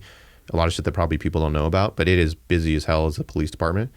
But I could tell it was tense in the police department, and nothing had happened at that point. No one had, they were just getting phone calls and stuff like that. But I could tell like they were like, oh shit, like what's going to happen? Because this is the kind of department that if there's a negative posting on like the Facebook what's happening page, or like if there's a negative Instagram comment, the entire department kind of like implodes and can't handle it and runs around like chickens with their head cut off. So they're not well positioned to deal with any type of public scrutiny or like a critical incident. So one of this magnitude was something I think unprecedented and something that they were not ready to address or handle or protect their city from in any measure. So it was like that Friday, I got put on admin leave, and it was like, I knew that was standard procedure. It was like, okay, you're going on admin leave. Admin leave, why? For the use of force at the trolley station? I guess for the use of force. Okay. It was like, hey, we're going to do an investigation on this. Okay. For the use of force. Had it not been the timing that it was, do you feel like they would have done a use of force Absolutely investigation? Not. Okay. It would have been a nothing. Okay. Absolutely not. There would have been nothing. There would have never have been an investigation into that. It would have, well, I mean, it would have never gone viral, right? But set aside the fact that it went viral, there would have, this was just, that's a, it maybe if you're a cop that doesn't work in like a metro area, like those types of incidents happen on a regular basis. That's like I don't want to say every day, because it's not every day that you're getting into that contentious of a situation, but you are dealing with people that are going to push you to the limit every day, or, you know, and it's just, that's just what's working in a metro environment is like. But yeah, so I knew I kind of already knew. It was like, okay, I'm going to go on admin leave. Like, this is what's going to happen. And then that Saturday, the next day. The day after? Yeah. So the underpinnings, like while everything he's saying is playing out. So there was a larger protest for social justice, I think for George Floyd, planned in general San Diego downtown area. And then, his video went viral Wednesday evening, and then at that point the location for that larger protest shifted to La Mesa specifically. So that protest happened Saturday. There was a larger protest at our home that same day as well, and that's the one that devolved into looting and arson. There were buildings that burned down in La Mesa, and so that really that changed everything, actually, because you had this city that was kind of already on edge, not really sure what to do with a viral video of a justified use of force, and we can get to the justified part in a bit. But then their entire city burns down. And you have a city council who is pissed off about that. You have a city council who is very anti-cop. And so the city burns down Saturday, and then Monday, everything is different. So Monday, you have like city council members penning these open letters to La Mesa citizens, like denouncing racism, encouraging cops to root out racism in their own ranks. You have the city approaching us with a bribe, go away money, for reasons we couldn't figure out in that moment. We were like, we don't understand. This is a very minor use of force. We knew it would What do you mean by bribe go away? Like, we'll pay you this, you're not a cop anymore, and you guys... resign voluntarily. And so they brought me into the conversations to kind of, I think, pull at the heartstrings of the wife. And they encouraged us. They said, it's a lot of money. Take it, move up the coast, start a new life. And we were just baffled. We're like, wait, what? This is a very minor use of force. We knew it would be justified. Why are we being forced to go away? And so you have this really peculiar behavior that starts unfolding right after the city burns down. La Mesa officials start doing very bizarre things. How many buildings burned down on La Mesa? 3. I mean, there was like... So like some of the wasn't- city burned down. But It's a small city. I know, Yeah, but it was I mean, it was significant. It was significant Yeah. damage that was done. They tried to burn down City Hall. Like it was devastating. And like he said, we consider La Mesa we did all of our grocery shopping there. It was our home. It was I mean, our we home. moved. It was devastating. Like we had bought our house the year before, Mm-hmm. and I specifically wanted to live as close. And we love that city. I mean, Mm-hmm. I wanted to work there because I love that city so much, and I still do. And I will say, like, the general sentiment in that city is like very pro law enforcement, and it was. You drive around there was like businesses that had, we support La Mesa Police. We had people with blue line flags. That was before my incident happened. And I still think some of that still exists, but it's like, it's a great city to live in. It's very like just suburban middle class city. Yeah. And you didn't have, it was a very, could have been a more divisive time, I don't Yeah. think so. No. How was the city's mentality? Well, I'm assuming you didn't take the money and relocate to No. Northern California. How did the city respond to that when you said, we'll not Yeah. take that option? We were berated. We were called selfish. We were berated for not seeing the greater good, and they essentially came after us. So what happened next is typically these investigations are very common in policing, as you can imagine. So normally this investigation would be handled by internal affairs. So it's a department within La Mesa Police, and that they kind of like audit like a shooting or use of force. But the city council mandated that they use an outside firm to conduct the use of force investigation, which is very telling because that means La Mesa is the paying customer, and they get to kind of in that sense control the results. So immediately after we declined their bribe, all of a sudden things started to shift in that the investigation no longer became about use of force, because use of force was cleared. It was justified, deemed reasonable by his own department based on the subject's combative behavior. And then all of a sudden they start trying to like poke holes in silly things in his police report. Like they kind of start alleging like he's lying about all these things. And that's kind of where things really started to shift for us, because we were just like, they're just trying to find a reason to get rid of him for political reasons. And that touched off the entire last 2 years of our lives fighting to defend your freedom and to clear your name. So yeah, the riots and the city burning down changed everything in terms of how the city wanted to approach a use of force investigation. The National Guard got called in. Yeah. Really? Yeah. Did they show up? They did after the fact, but yeah, they did. Sometimes it takes a while to mobilize. Let's not judge. But that was hard. It was the hardest day for me because The day of the use of force or the day of the admin? the day of the riots. Yes. Because I'm sitting at home, and of course, San Diego news is just 24/7, is just blasting. They had like helicopters in the sky and people on the ground. They had videos going 24/7. So we're like at home watching this, and I'm watching my friends and the people that I work with every day go through this absolutely horrible situation. And on top of that, the people that live in that city going through an absolutely horrible situation. And so that was going on in the city. And then that same day, there was a protest at our house with like 150 people at the house. Yeah, that was bad. So we were gone. At that Fortunately, I point. was going to say, because I feel like that could get wild pretty fast. Well, because I told them, I told them, I was like, they told me, they gave me the department, them and El Cajon PD, because I lived in the city of El Cajon, they like stepped up in a big way. Like they were just like, they had my back. And they're like, look, we're going to have multiple officers in plain clothes on the ground, and we're going to have a ton of officers around.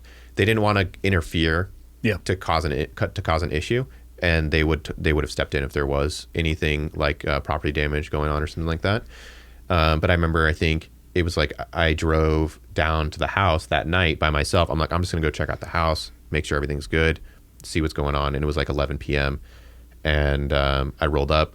There was a bunch of people that I know there, other cops that were watching the house, and they were like, "Hey, dude, we got your back. We stand behind you." You know, and that's been the sentiment since day one from everyone in law enforcement's had my back. But what right do people, or from a legal perspective, if they wanted to come to your house and protest, can they be in the street because it's public? Like, at what point did people start breaking the law there? So that's the thing, is like they have a right to be in a public place, and they have a right to like walk up and down the sidewalk.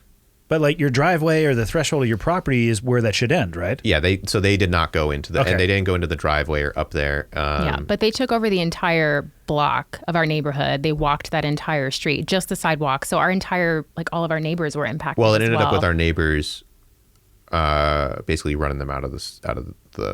I mean, there was a incident in the street where they were like, you know, get the hell out of here, and blah, blah, blah. We had a few law enforcement and military members living on our street, and they were just like fed up, and so they ran them out of there, which was really nice. But it was like, you know, I understand you have a right to protest, I get it, but there was just, it wasn't.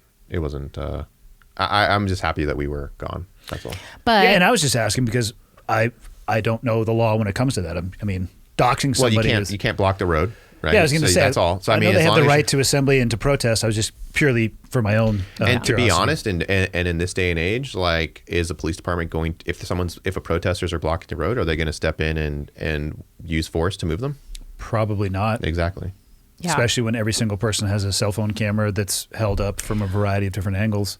Well, and as we're seeing in our case, like, even if it is a use of force, that's minor or that's justified, it doesn't even matter anymore. So if I'm putting myself in a cop's perspective to that scenario you just posed, it's like, hell motherfucking no, I'm not using force, because you're going to be taped, you're going to be scrutinized, and even if your use of force is justified, it doesn't matter. You could lose your job, you could lose your livelihood, and potentially your freedom. So it's definitely, like you were saying earlier, it's just a different time for policing in this day and age. But going back to the protesters at our home, you know, like, luckily no one approached our actual property, and our neighbors ran the protesters out, but the doxing never stopped. The death threats online never stopped. And we actually ended up selling that home that we had just bought for safety reasons, because it's like, all it takes is one crazy person, you know, at 2 a.m., we're sleeping, bad intentions, wanting to come to our house and do something. And it's like, either we get injured, or if we defend ourselves, you know what I mean? Like, we're going to be scrutinized because we defended ourselves. So it just became an unsafe situation. And we had to move and sell our house in the midst of all this chaos that kind of ascended on us.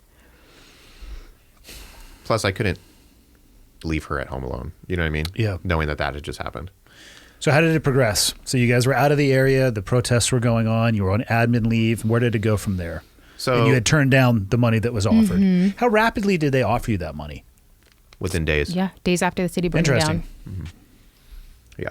Well, the reason being, and I can talk about this, it was talked about in the trial, is there was a second protest planned the week after. And I think there was a lot of unknowns about what was going on in the country at that time, and with the protests throughout everywhere else, and what had just happened here, and now you got the National Guard here. And it was like, are these people going to come back again? And they were like, well, I think the thought process on the city's point was like, hey, if we give them this person resigning, that can stop those protests from happening. But I told them I wasn't going to resign, and thankfully, I mean, there was no protests that came of it. I mean, came back, and those protests that happened, I mean, those were like she said, those were supposed to happen in downtown San Diego. They were pre-planned protests for the George Floyd incident that were happening at the same time everywhere else. They had pre-planned it for San Diego, for downtown, and then when my incident happened, my incident was getting headline news across the county. They're like, hey, let's move it over to La Mesa. And the protest, and I don't even know that the protesters there, maybe they did. Some of them definitely did know about my incident, but it was a general protest. It was more of a George Floyd protest than it was for me. Yeah. When did it progress to you getting charged? Not until January.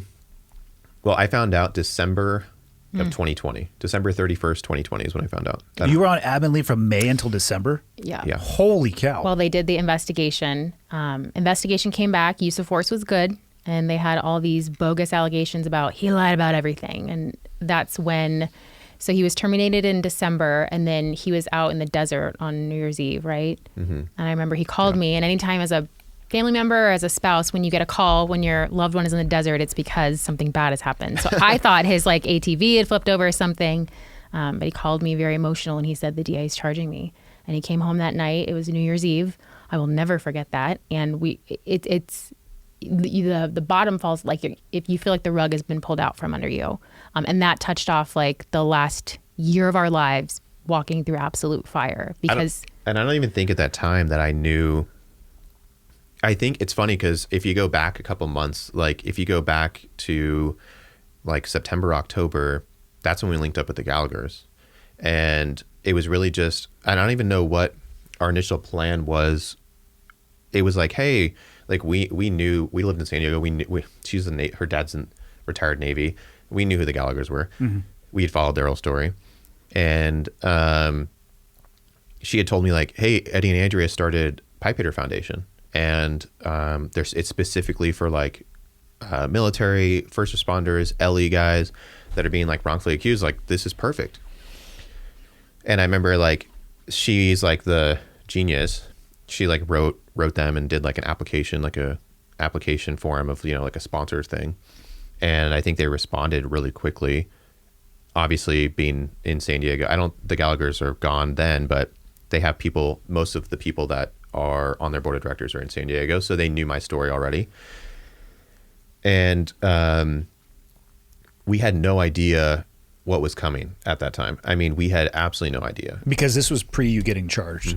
Okay. So I like officially got terminated in December of 2020. And then a couple weeks later, that's when the DA decided they were going to charge me.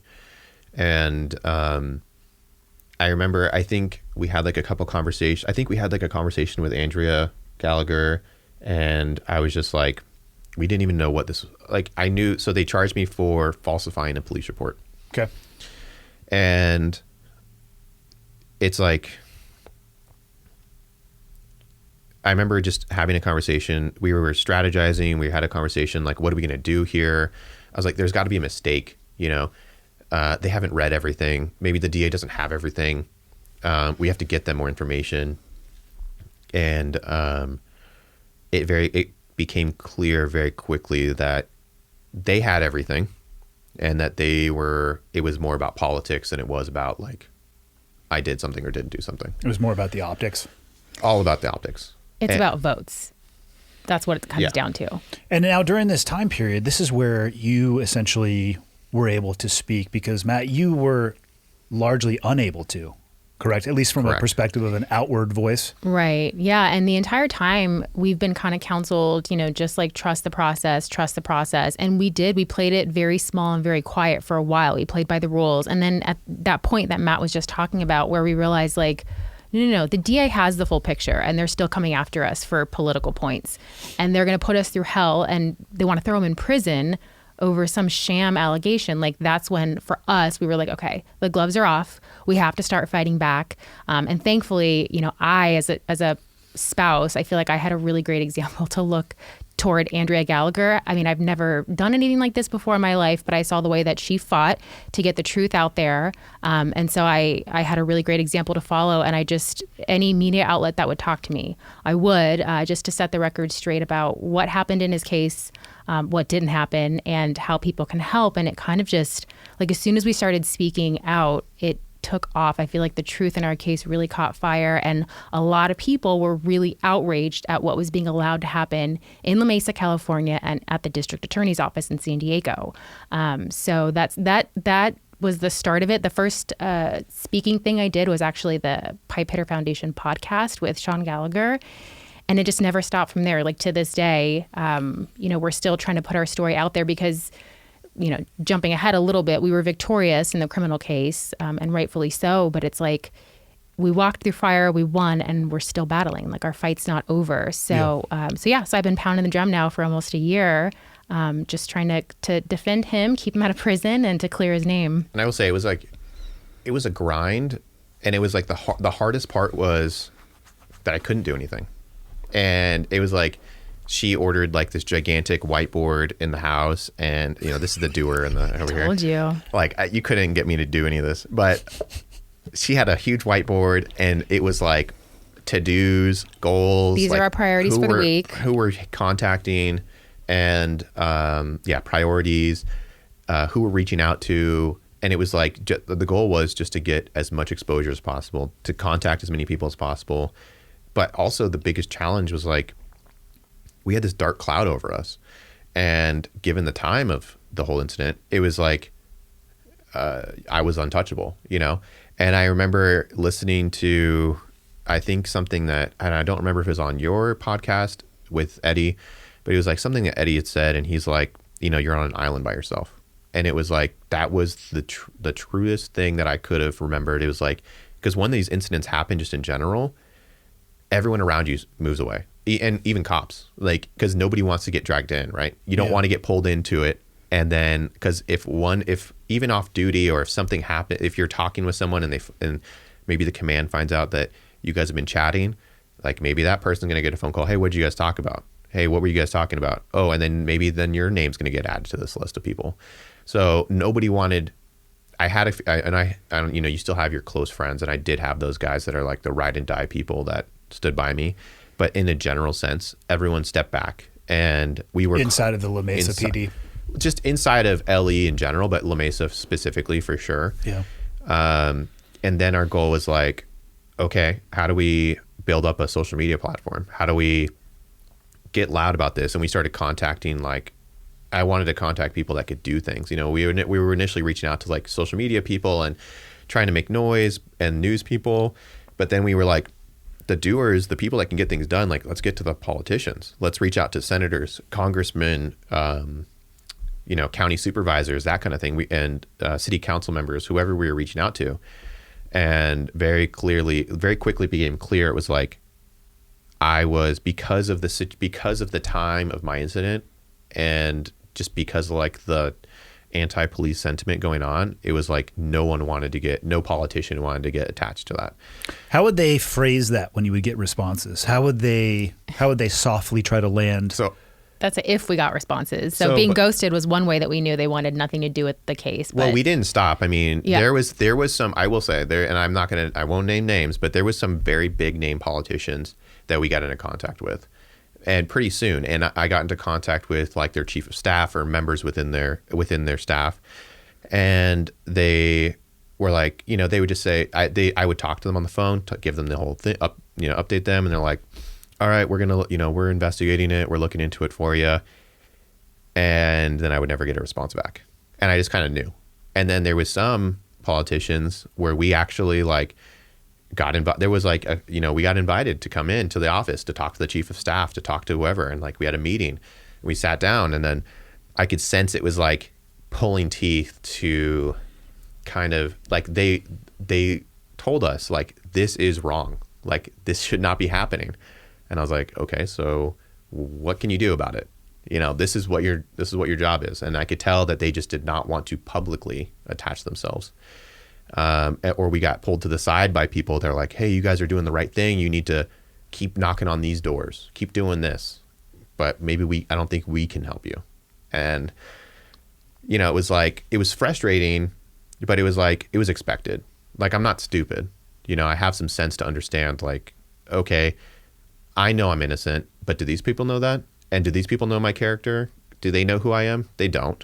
And do they want to be attached to me if something goes wrong, or if some skeletons come out of the closet? And I can understand that. And I at least I can understand where their sense was at that time. But it was like, it was a nonstop grind for her, especially, just to get on like any news. And, KUSI in San Diego is like the only conservative San Diego network, right? And they, I think, really helped us launch into what we were doing and the noise we were making from like a TV perspective. Because you have like the social media people, but anyone over the age of 50 is not on Instagram. maybe they are. It's kind of weird if they are I know some people posting are. pictures of like potted plants. Right. And But stuff. we want to get to the. I want to get to the demographic that's watching local news. Yeah. You know what I mean? And so KOSI kind of like opened their doors to her, and she killed it everywhere she went. It was like, sir, there it started. Like I would have to kind of like tell her little things like here and there and get her straight on some like legal things and whatnot. But everything she did, like she killed it. She was like just leading the charge, and she was like the doer that had like that knew how to get things done, that knew how to get noise on social media. And pretty soon it was like we were getting hundreds of thousands of views in like a month on our social media page. And I was like, I couldn't believe like the reach that we were getting. It was insane. And you were unable to speak, correct, because of the charges that were against you? I mean, I don't think. Well, could you have spoken, or did you make the choice not to? I mean, I talk. It's a ballsy move if you know what I mean? Like if they say, hey, you can't say anything. How many people that are facing criminal charges that are like up talking, promoting themselves? Are you like, that's a good move? That's a smart move? I don't think it's a good or smart move. It's because not. I feel like anything that you say in a public platform could probably be drawn right into the courtroom, even if you just put your foot in your mouth. Oh, 100%. And that's the risk. And I was like, look, I can't mess around with this. I had multiple attorneys that were like, you can't talk, and I don't want you. And they're like, look, I'm not your keeper. I'm not your mom. I'm not gonna like make you not talk, but like you should not talk, and it's in your best interest not to talk. So I was like, okay, like, look, there was a felony. So they charge you with falsifying a police report, right? Correct. Okay. And what would the punishment likely be for that felony?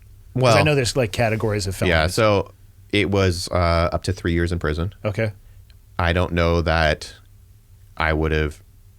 I don't know if I had been found guilty. I don't know what the judge would have determined. Yeah.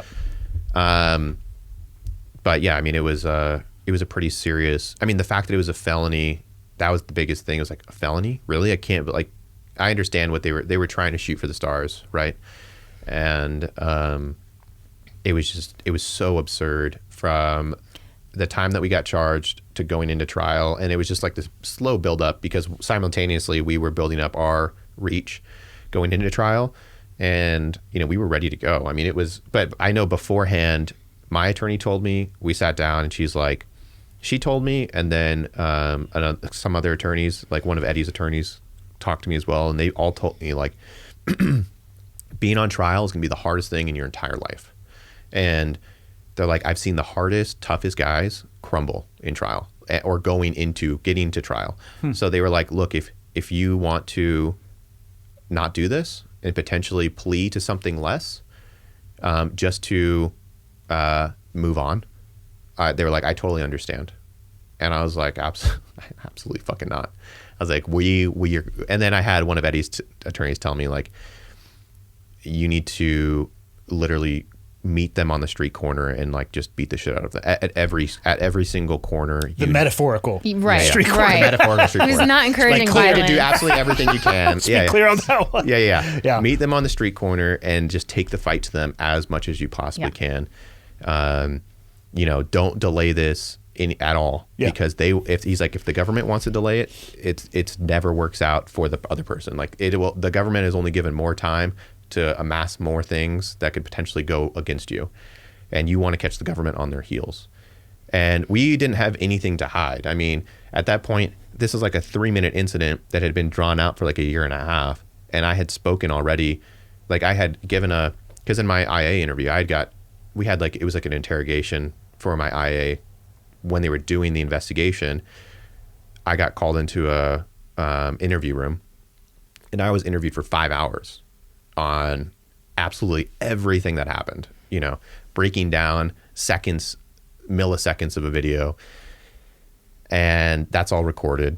And then I had like another hearing within the city in 2020 where I had to go back up on the stand, and I went back up on the stand for another 5 hours and talked again. So it was like the DA had like so many statements of mine.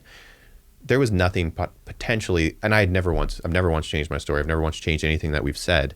So it was like, they had as much as they were going to have. And I knew it was like, this was more about politics than it was about the truth. And I was like, and we were not going to bow down. We had dug our heels in. We're like, we're taking this to trial. Yeah. And we tried really hard for a long time I was kind of naive to think that maybe they would drop the case. Maybe they would see that They can't. the truth. They can't. They can't. Right. And something that's also very telling about the case and them pursuing it is, they, I would guess, spent hundreds of thousands, if not $1 million in taxpayer money pursuing this against Matthew, right? So they kind of tout this facade of like accountability for all, which is great. We agree with that. But then you have the exact same suspect that was involved in his use of force just a couple weeks after that interaction, right? La Mesa dropped the charges against the suspect, right? And he admits In his instance, yeah. okay. So, and fast forward to trial, the suspect admits under oath, like, I struck the officer because I wanted to. It's like, okay. So they dropped charges against him for that. A few weeks later, this person leads San Diego police on a high-speed felony vehicle pursuit through the city. He's weaving in and out of cars, endangering citizens, endangering police. He crashes his car twice. He totals it. He bails on foot, right? That's a felony charge. If any of us did that in San Diego, we'd be prosecuted and thrown in jail. The DA declined to prosecute that person for that felony. And it's like, I've never heard of that being dropped before. They dropped it in his case. So that's like 2 passes that they've given this guy in criminal activity. And it's like, they give him a pass, but they still go after the cop for the justified use of force. And so for us, that was further proof of like, this is purely political, right? They don't want their star witness showing up in court to testify in an orange jumpsuit. They're giving him all this special treatment. They're lifting him up as this fake victim. And then they're just going after a cop because essentially they're afraid of the mob, right? That's what this all boils down to. So I think there was a few instances where we were just like, we realized the DA is not going to back away from this case. They have a vested interest in like touting to voters, right? Because that same DA, Summer Stephan, is up for election this year. So she had a vested interest in trying to show these moderate voters, like, look, I prosecute cops. So that was... Yeah, if you look at the politics of California, right, as crazy as they are, and you look at like the decriminalization of a lot of crimes, and Or the unwillingness to actually prosecute. exactly, and Because you can either decriminalize it or say we're not going to prosecute. I mean, what's the difference other than vernacular? yeah, exactly, and you can see what happened over the last like 4 or 6 years in L.A. and San Francisco, and the DAs that have been elected in those counties, and they are definitely not pro-police DAs, and the writing. Maybe this DA got scared as far as like what happened in 2020 to say, oh shit, I have to get up for re-election here. And previously this person was pro law enforcement and got most of her campaign donations from law enforcement. And then now is like renouncing her Republican affiliation and trying to, I guess, maybe make a move more into the middle. Yeah, it's political survivalhood we've seen play out. Yeah. I think you see it playing out a lot of places for sure. What was the what was the term for dismissed by La Mesa? Terminated. What was the reasoning they gave you, or do they have to give you a reason? There was a lot of reasons. But is there paperwork associated with it? Yeah, there is. Like, they had like an official document of, and I forget what it's document. It's like a discipline document type thing. Okay. Was it associated with the police report? Was that the reasoning? Yeah, some of it was. Okay. Yeah. I'm curious because, I mean, obviously I'm assuming next we'll talk about the trial. And like you already said, spoiler alert, not guilty. Not guilty. I'm thinking ahead. I'm like, oh, okay, interesting circle. Mm-hmm. So I was curious what they let you go for, because then if you're found not guilty for the thing that they let you go for, well, that's a weird. Well, and that's world we're in. And right? that's a weird world and that is one of the things that they've, let me go for. But one of the problems that we're in and what brought us here is like, I guess I can mention is like, in a criminal court, the standard of proof and evidence is beyond a reasonable doubt. And that's a pretty high standard of proof, right? And in where we're at now, in like an admin circumstance, even though that police officers do have like protections under like there's like a police officer's bill of rights and stuff like that have to be followed, the standard of proof is a preponderance of the evidence. And I had never heard that word prior to sitting down in my IA interview. And it was described to me as 50% plus the weight of a feather, or 50% plus a grain of rice. That's interesting. And that's one of the most fucked up things of this whole situation is, if you think about it that way, you can stack the deck either side pretty easily. And preponderance of the evidence doesn't allow the truth to be told in any way. because whoever's determining that evidence is going to determine it really based on the way that they want it to make it. So that's how we've gotten here as far as like the termination goes. And but yeah, I mean, so now we're really refocused on like going to because I have like a reinstatement hearing that I have to go through. Before we get to that, how did it go through the trial? Yeah. So the trial the build up to the trial was crazy. It was like once we, I think Chrissy talked to Andrea and some other people at Pipe Hitter, and we're like, okay, we're going to go public with this. Like, we're going to do something. So she made the Instagram page. It's Clear Officer Dages. I was going to say, if you guys didn't say that, I was going to have to give you some social media advice. Yeah. So, that's the page she made, and she just started going crazy, like posting, doing, and just linking all of the media stuff and doing all of that. And with that, there's like a huge LE community on social media, and we started linking up with tons of different organizations that were wanting to hear our story, or different podcasts, like LE specific podcasts. But then like so many people in like the military community helped us out too. Mm-hmm. It was like, so many people. And like, I'll never forget. It was like one of the first things that you posted. It was like, I don't know. Are you familiar with? There was some people in Eddie's platoon that, like some of the good guys that he's friends with, like hit me up, and they're like, "Hey man, I'm in San Diego. Let's get a fundraiser. Let's do this. Like we can get together." And they had social media platforms, and then we got linked up with Andy Arabito at Half Ace Blades, and Andy's been awesome. Like he got us hooked up with like T-shirts and a graphic designer and all this stuff, and it's just been like so many people. Like it's really taken like so many great people that have come together to help us and stand behind us, and like the Gallaghers opened that door for us, and then along with that, so many of their friends came along board and were like, this is fucked up. We're helping you. We're going to get this. We're going to make this right. So leading up to trial, I think to sum it up, there was this huge groundswell of support, really led primarily by the Gallaghers and Pipe Hitter Foundation, that kind of helped to just lift us up on all levels, because actual trial was like a hellfire acid bath. Like, and we're so lucky that we had that circle of people supporting us and helping to keep our head above water in every way, right? Like financially, spiritually, emotionally. We had people dropping off like meals at our house. And in retrospect, I can say we needed every single ounce of that support, because trial is the worst fucking thing on the planet. What's that experience like? Well, it was just gearing up for it. I remember talking with Andrea, and she's like, "Hey, what's your like legal team situation?" And I have been given lawyers through my POA, through my association. I was gonna say, were you part of a union? Yeah. Okay. Yeah. So, what did your union say about what was going on? So I will say this: it's like the unions are very. Well, it's a small department. So what do they have to? What poll do they have? They have no weight. Less powerful union than perhaps others. Yeah, way less. They have no weight. They have no power. And to be honest, I think they were just as scared of like the mob as everyone else was. So I had really great attorneys around me, and then going into trial, I remember just thinking like I need like to punch in the face. Like I need a punch in the face, and you need to deliver a punch in the face. Yeah, I need to deliver a punch in the face. I don't need a punch in the face. I've gotten many punches in the face. And then Andrea connected us with Mark McCasey, who is one of Eddie's attorneys. Okay. And he's also one of Donald Trump's attorneys. And I talked to him on the phone for a while. He's like, I want to do this case. Like I want to have this. I want to try this case. And whatever we did, like schedules just could not work out. And we wanted this to go to trial as soon as possible. I didn't want to delay it. And then he gave me,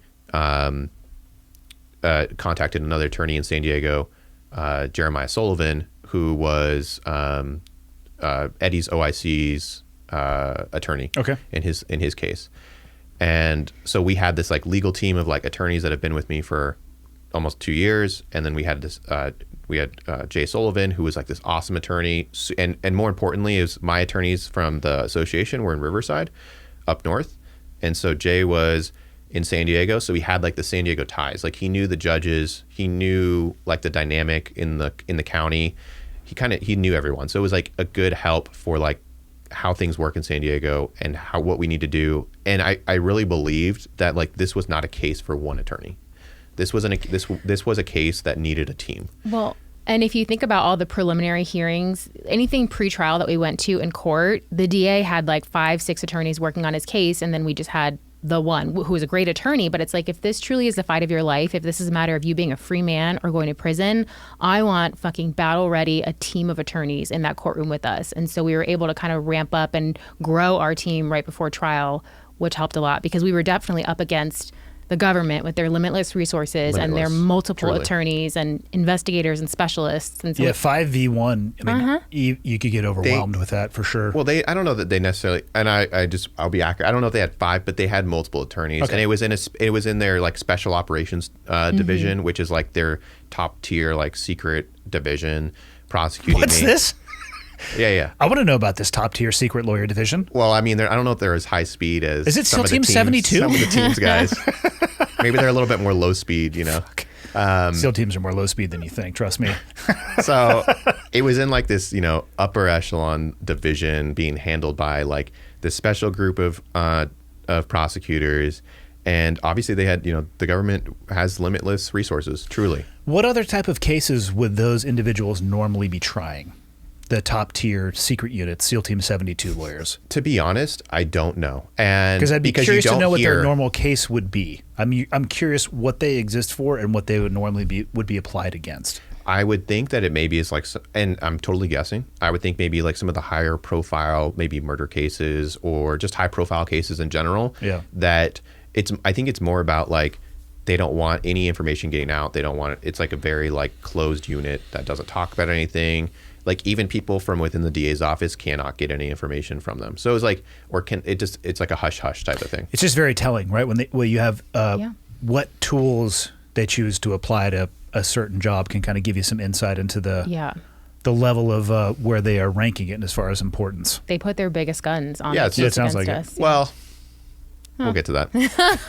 But so we thought, and then we entered day one of trial. But they so we had this. I just knew it was like there was so much information, there was so much stuff. It's like we need more than one attorney on this case. Like it's not possible for one attorney to handle it, and it's really a battle of resources, right? Like when you're facing the government in general, like they try to bury you because they want to out resource you, they want to outgun you, and they're going to throw as much at you. They're going to like try to put you in debt. They're going to try to, make you miserable. And if I could just interject really quickly and put this into perspective for police families that are probably listening to this, like for us, I naively as a police wife always assumed that union we were talking about earlier is going to cover all of his legal fees. And we very quickly learned in this battle, they cover some, right? And so in addition to everything else we were dealing with, we also had to scramble to mobilize money to pay for, to various legal fees that were not covered by the union. And that quickly added up. And then as Matthew mentioned, we added an additional attorney just for survival purposes in court. And for us, that quickly tallied to like almost $100,000 out of pocket fees that we had to come up with to just keep him in the fight, right? And so that's another reason Pipe Hitter has been so incredible to us, is because they've helped us fundraise to make that amount of money possible. But for us, that's a fuck ton of money, right? That's a fuck ton of money for anybody. And that was, in our case, that was what was required to just survive this, to advance all of his cases. And so I just don't know where we would be without Pipe Hitter helping us to fundraise that amount. I mean, they've helped us on every level possible, but that was an eye-opener for me as a police wife, that your ass is not covered by the union in the way that you think it would in your true moment of need. And so it just, I think, speaks to the value that Pipe Hitter Foundation is bringing to the table for police families, for military families, because it costs a lot of money to protect your freedom, as we've learned. Yeah. And it's, we were able to fundraise, and we had so much support from so many people from across the country. It's insane. And then when we got the t-shirts going, that was like a huge, huge thing for us. And so I'm trying to think where, we went into trial. We had trial set for like to start basically the week after Thanksgiving. It's like right in time for, it was like a great Thanksgiving, right? Of 21. Of 21. Okay. Yeah. So, Which is like 2 months ago. yeah. I'll tell you, there hasn't been many sober days since the verdict. I'll tell you that. All right, fair. Yeah. So yeah, we had Thanksgiving, and that's a blur to me, to be honest. And then we just jumped into going into trial on day one, and I knew it was going to be a media circus, which it was, and I knew it was just going to be a circus in general. And I guess I was more concerned about, like, is there going to be like people protesting this? Is it going to be like that? There was no one protesting it. I think that had Blown over. yeah, I'm trying to think of the right word. I mean, for a very long period of time, it seems like that it was like dry gas soaked in gasoline, or dry grass soaked in gasoline, and almost everything would kick it off. And then Correct. it seemed like it changed, and it tapered off. And Well, there kept being more things, right? There was just more shit that was happening, and it was like every time something happened, I'd be like, "Fucking really?" You know, like. yeah, But then I remember it was like going into that right before I got into trial, it was like Kyle Rittenhouse thing happened. Or not the incident, but his trial went off, and I remember I felt better after that trial because I just was like, I was following it, and I was like, okay, we have a jury that's like, that did the right thing, that made the right decision, in my opinion, and they weren't scared of the public opinion. They weren't scared of what the naysayers were going to say. yeah. I mean, again, I'm not a lawyer, but you look at the Kyle Rittenhouse situation from a pure self-defense perspective. I believe they made the correct decision as well. And there had to have been a lot of fucking social pressure. Like, I've never been on a jury, but I'd have to imagine that they were sitting around in their deliberation talking about, hey, what are the consequences to us coming back with a not guilty? Well, they had the freaking news following their bus and stuff like that. It was just like this shit going on. They were leaving. You have to turn on the TV, right? I mean, I don't think they were sequestered. So it's like you're aware, and I was aware. It's like, just as my jury was when they'd go home at night, what are the chance? You know, you're going to turn on the TV, and it's like my face is on the news. Yeah, this is a headline case in San Diego. Like, anytime there was an update, the media was in every single day of trial, televising it live. So there was like no escaping. So we went into trial. I remember we showed up. We got a judge assigned. I remember, like, you know, just being I was so nervous and wondering, like, what's this? Because the judge also has a lot of power in what they're doing, right? Because they're going to, like, maybe allow certain evidence in. Yep. They're not going to allow things in. They're going to control objections. They're going to really control the tone and the momentum of how things move, even though they don't necessarily have a say in, like, the overall verdict. But, you know, it was... You know, we got a judge assigned. We sit down, we do like motions one day. Then we came back. I knew it was going to be jury selection the next day, and that is like a whole science of like voodoo witchcraft on its own. Are you in there for jury selection? Yes. Do you have any input in that, or are you kind of? I had all the input. Really? Yeah. I could have picked the jury I could have picked the jury by myself. Yeah. I had good call, not. No. We had like, you know, we had a few people. We had my 2 attorneys. We had another investigator there. Chrissy was sitting in on it, even though, like, you know, that was, I guess, an issue. But when we got there, it was very clear the DA was going to make an issue about absolutely everything.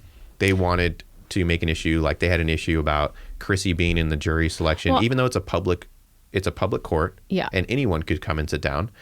They were, you know, making a big deal out of thinking that she was like writing the jurors' names down to like do what? I mean, I don't know. To go after them or something. My 120-pound body going to do a lot of harm to them. So they would bring that up to the judge, and like they were just, you know, everything was an issue. But we sat down. Like the big thing for me was like, I want to know their social media. Like if they have social media, I want to see it. I want to see, because like that's how you tell a person who they are nowadays. And if someone has a public social media page, I can learn a lot about you pretty quickly. Most people are relatively straightforward with who they are on social media, for sure. Correct. Yeah. So there's, you know, and so we weeded out the people that, had no opinion, had no purpose being on that jury. We got a great jury selected. It was like just exactly the types of people that we wanted. Yeah. You know, And the DA has input in that as well, right? They do. So the we voir dire each- process is a little bit back and forth, right? Yeah. So like the voir dire process, like the jury selection process, it's like my attorney goes up, asks some questions. The DA goes up, asks some questions, like personal questions, like how do you feel about this? How do you feel about that? Or what do you do on your? You can ask really any question you want, and then each team has 10 like strikes that they can take you off for whatever reason they want. So you kind of like strategize, and then there's obviously people that are going to be thrown off the jury right away. There was a couple LE guys, that retired LE guys. It's like the DA got those people off first. I know there was like a corrections guy that had retired due to being attacked by like an inmate. He was like one of the first people they threw off. He's not going to be in your jury. Nope. I mean, he would have if it was up to me, but not by the DA standards. So it was like, well, that's why you each get 10 strikes, so you can kind of navigate those waters. That's fair. So we sat down, we picked our jury. I think we did it in one day. Yep. And then the next day it was like, come back. And it was just every day. It was like, we'd get there at like 7 a.m.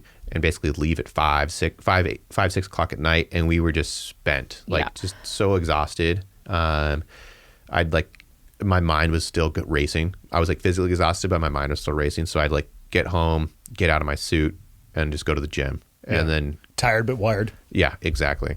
And then, just pass out, wake back up at 0500, and then get ready to do it all over again. And I feel like for me, I don't know how you feel, but incrementally as the days went on, like day one, I felt like absolute death. Just, it's horrible. Like walking in and seeing like the people of the state of California versus Matthew Dages, like that's just so devastating. But, day 2 is jury selection, like you said, and we picked a great jury. And starting that day, I started to feel better with each day that passed, because first it was, we got an awesome jury that I think is going to like really hear us out. And then after that, it was like just watching the DA's like circus play out in court. I think we won every day in court, right? Well, how fast does the trial start after the jury selection? That following day. The following day. Yeah. No way. So it was interesting because we wanted, and in all honesty, like, so this incident that occurred was like 4 minutes, right? My police report's like 6 pages. And this should have been like a 3-day trial at max. The DA wanted 2 weeks. They had potentially 30 people testifying. 30. And most of them weren't actually there. They were like... Yeah, that's what I was thinking in my head. I was trying to think of the number of people that could have potentially recorded it or seen it firsthand. Yeah. I would probably like a baker's dozen. Well, no, but they wanted to bring in, experts and this, and they were just, just down the line, they were going to bring in anyone and everyone that they could. Okay. And it was just like, so, we went on for basically 8 days, 7 days. It didn't last 2 weeks. I think they cut it down to like 8 days. What was their strategy? The Well, prosecutor. It shifted, in my opinion. At first, they were trying to call to question, because we keep saying like Matthew was pushed. It's on the camera footage, but also, so initially they started like trying to shed light on like, well, asking witnesses, like, did you see him get pushed? And they were just like, no. And then the subject himself got on the stand and admitted to hitting Matthew. Well, no, it went back before. It was the friend that recorded the video. So before this, it's interesting because no one had interviewed in the IA the subject, and his friend that recorded the video, they never got interviewed, ever. They declined. So my IA took place with just the cops being interviewed and the couple witnesses. And they like filled in the rest of the puzzle on their own. So this was the first time that we got to hear, and you can't decline a subpoena from the government. So they brought up the friend first, I think, to come up that recorded the video. And it came out and like, my attorney was like, oh, so basically he was like, essentially you started recording after he pushed him, right? He's like, yeah, I did. I started it afterwards. And then like, that was like, okay, well, there goes that narrative of he never got pushed. Yeah. And then the suspect himself admitted it. Well, then he had to admit it, which he had kind of like he had already admitted it on camera multiple times, but then he had to admit it in trial. But it was just, I don't even know what their strategy was really. Survival. So it was because every day we went into trial. My attorneys were like, look, this is a marathon, and every single day we want to take one day at a time, and we want to win every day, every individual day. And they're like, no matter what, there's in every trial, they told me beforehand, there's going to be a setback. There's going to be setbacks. It's normal. but as long as we win as much as we can every day, you're good. And they knew when we sat down with one of my attorneys, Jay Sullivan, when I met him, we went to his office in San Diego, and he's just laughing. He's like, dude, I wish I had every case like this. He's like, this is the easiest case I've ever seen. He's like, the DA wants nothing to do with this case. And he's like, they absolutely made a mistake. And part of the reason is I don't think they had any idea that we were going to get the type of support, like the grassroots support that we had. And they thought maybe they were either A, going to steamroll us, or B, they were going to push me into a plea deal. They likely might have been able to do either or if you hadn't have gotten the grassroots support. And they told me, I remember, I'll never forget, it was like after the preliminary hearing. Who's they? The DA. Okay. After the preliminary hearing, the judge came up to us. The judge came up to us and the DA and was like trying to talk through. She had some questions and she's like, "Have you guys discussed any plea deal?" And the DA lit up and was like, "No, but we're open to it." And I said, "Well, I'm not." And then she was like mentioning some things about, I don't know that this case is going to be liked by a jury. The judge said this, and this is there's a lot of issues here. But they would have jumped at a plea deal. I'm sure they want. They didn't. They would never want to gone to trial. Yeah. Well, if they would have gone with a plea deal, they still would have been able to say they by won. being creative. They would have been able to put a scalp on the wall. 100%. Correct. Yep. Yeah. 100%. And there was no way that was going to happen. And it was just like, look, I'm not. We've come this far. I'm not going to quit yet. And there was definitely days where I was like, man, I was just at the end of the rope. I just could not do it anymore. But did you end up going up and testifying as well? I did. And it was because I remember we got to that point. I think I was like one of the last people, maybe was the last person to testify. And I turned to my attorneys and we all felt really good. And I was like, do I have to testify? And because they told me beforehand, they were like, if you want to, you can't, or they said, let's see how it goes. Mm-hmm. If their case self-implodes, there may not even be a reason for you to testify. And it had self-imploded at that point. I mean, it was more about, I'll just say it was more about George Floyd than it was about me. They were very obvious about that. And I just was like, I was nervous. I knew I could testify if I needed to, but I was like, do I need to? And they're like, you don't need to, but it's up to you, fully up to you. And they're like, I think that people need to hear from you. And I was like, you know what? I think that's true. And I also thought to myself, I could never live with the fact of if I didn't testify and it was like a hung jury or God forbid I got convicted, how I could live with myself knowing I sitting there silent, didn't talk for myself. Yeah. And I remember I felt like the most, afterwards I testified and it was super stressful, obviously.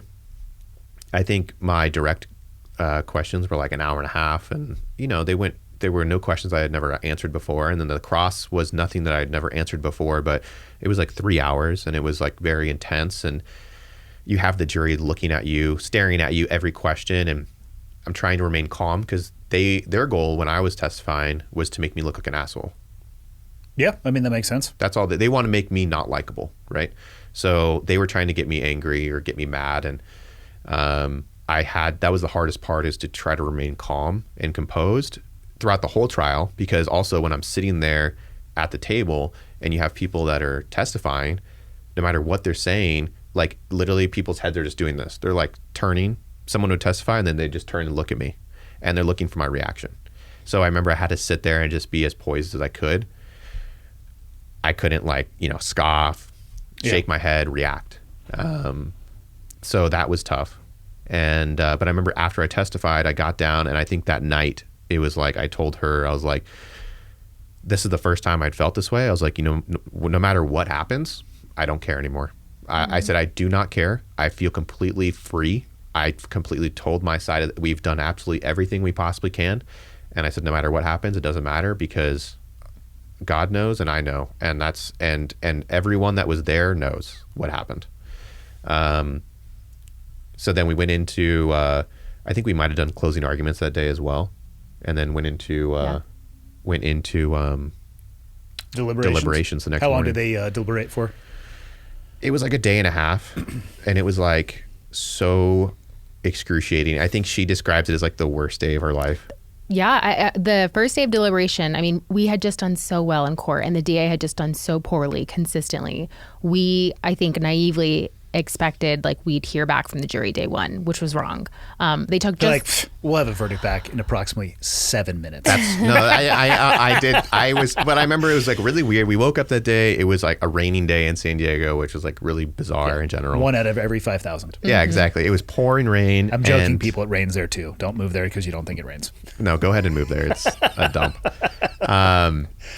But we got there. It was like, and we could. Everyone was. We had so many people. One of the things I wanted to do was like pack the courthouse every day with people, with friends, supporters, and we did that. We had like she made like a sign up sheet for people, like so we knew like because we could fit like 60 people in there every day, and we filled the courthouse every single day, and we had people taking off time like 2 weeks of work to come, all this stuff, and so people like first day of deliberations, people were coming down from LA, Chino to come and potentially see the verdict. And I told people, I remember being like, please do not come. Like, I felt so much heaviness in my heart that like they were going to come down for nothing. This might not come this day. Yeah. They still came down. And I remember we just drove around El Cajon for like 8 hours. Like literally drove around. We were not humans that day. Like we were zombies. I mean, having never been in your guys' situation, are you just waiting for a phone call for them to say, come Yes. back, have a verdict? Yes, Yeah. literally. And it was like, okay, stay within 20 minutes of the courthouse. And that was it. So we I think we tried to go to breakfast that morning and I couldn't eat, which is like the first time ever in my Had life. a cup of water? I think I just sat there. And I think it's funny because like my parents joined us and I was like, I don't want them. I just didn't want them there. Sadly, I just was like, it was just because they were trying to be agony. happy. They were trying to cheer me up and be nice. And I'm just like in this weird fog. And then, like 4 o'clock hit or whatever when they went home. So they deliberated for probably like 6 hours the first day. Cause like, they started like 9, then they have a lunch break, then they go back. And 4 o'clock hit. And I remember we were sitting in the parking lot and I saw like 2 jurors walk out of the courthouse. And I remember feeling just like my stomach dropped because I was like, oh my God, we're going to day 2. What did your lawyers said about the deliberation? Was it a bad thing in their opinion if they went to a second day? No, they were super positive. They were like, they told me they were laughing. They were positive. Yeah. They're like, look, and one of my attorneys that was doing my case for my police association, he was a former prosecutor in LA.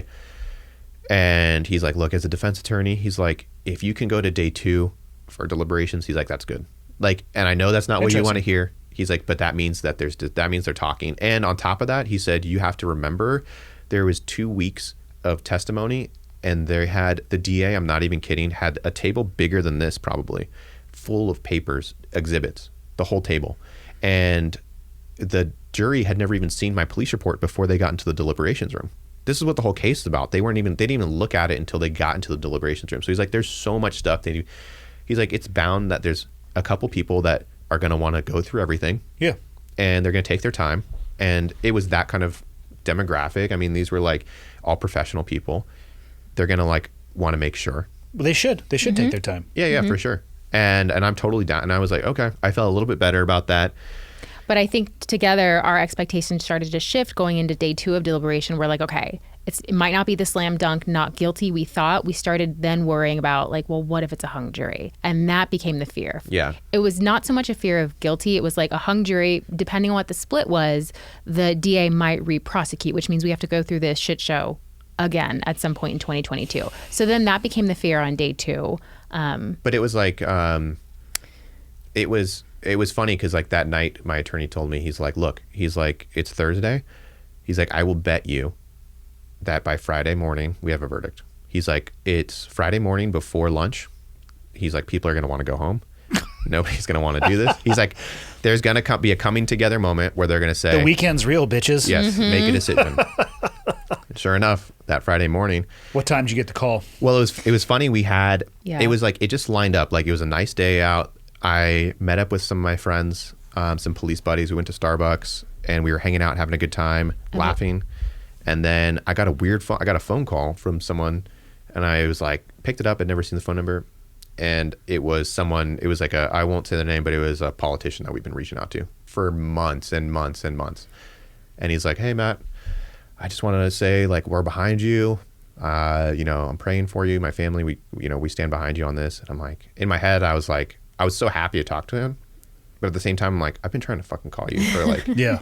8 months now. You're a little bit late with the call. And but I was like, it just felt different. Like he said a prayer for me, and it just felt different. And then literally, I hung up the phone, and 2 minutes later, it was like 9:45 or 10 o'clock in the morning. I got a phone call. It was like, verdict's in. And then it was like mad rush to the courthouse. So you get that call. You have to go to the courthouse. I'm assuming you go back up front. You take your seat. Yeah, so it was like a mad rush of like texting everyone, like, hey, verdict's in, like, let us know, like, verdict's in. So everyone like files in. We take our seat. The jury comes in.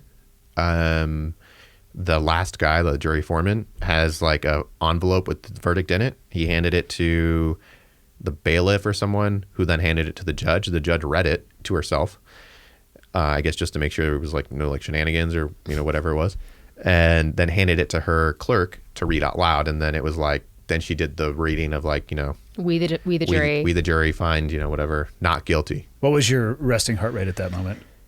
God, it was either like 5 or like 500 or 205. like 500. I don't know. I couldn't remember. I just, it was just such a blur. Yeah. I remember that moment. I remember feeling just like everything dropped, like just this huge sigh of relief.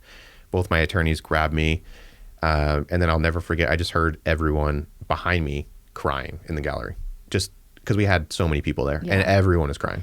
And then I looked forward, and the court reporter was crying. The girl with the typeset, she was bawling. And then the cameraman for one of the news stations was crying. And it was just like such an intense moment. And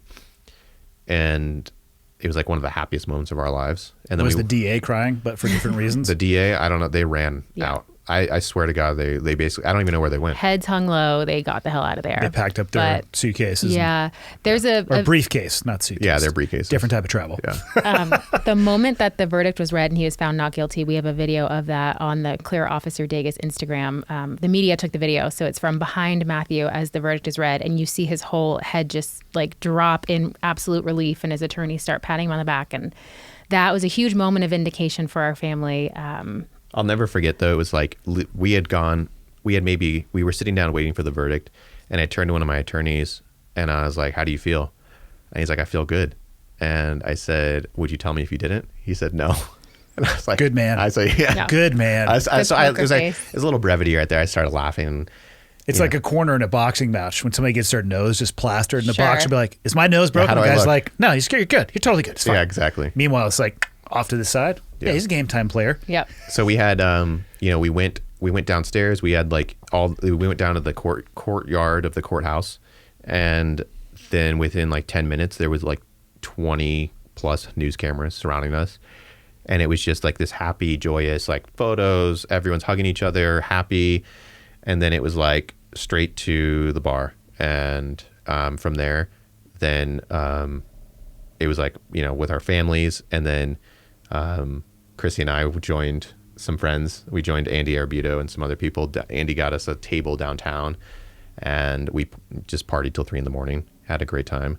And I'll never forget that day. It was like, that night specifically, it was just amazing. Yeah. We say that's like a new holiday for our family. December 10th is when he was acquitted. So That's like a month and 15 days ago. I understand. I know. Yeah. Yeah, it's crazy. So that's a victory, Yeah.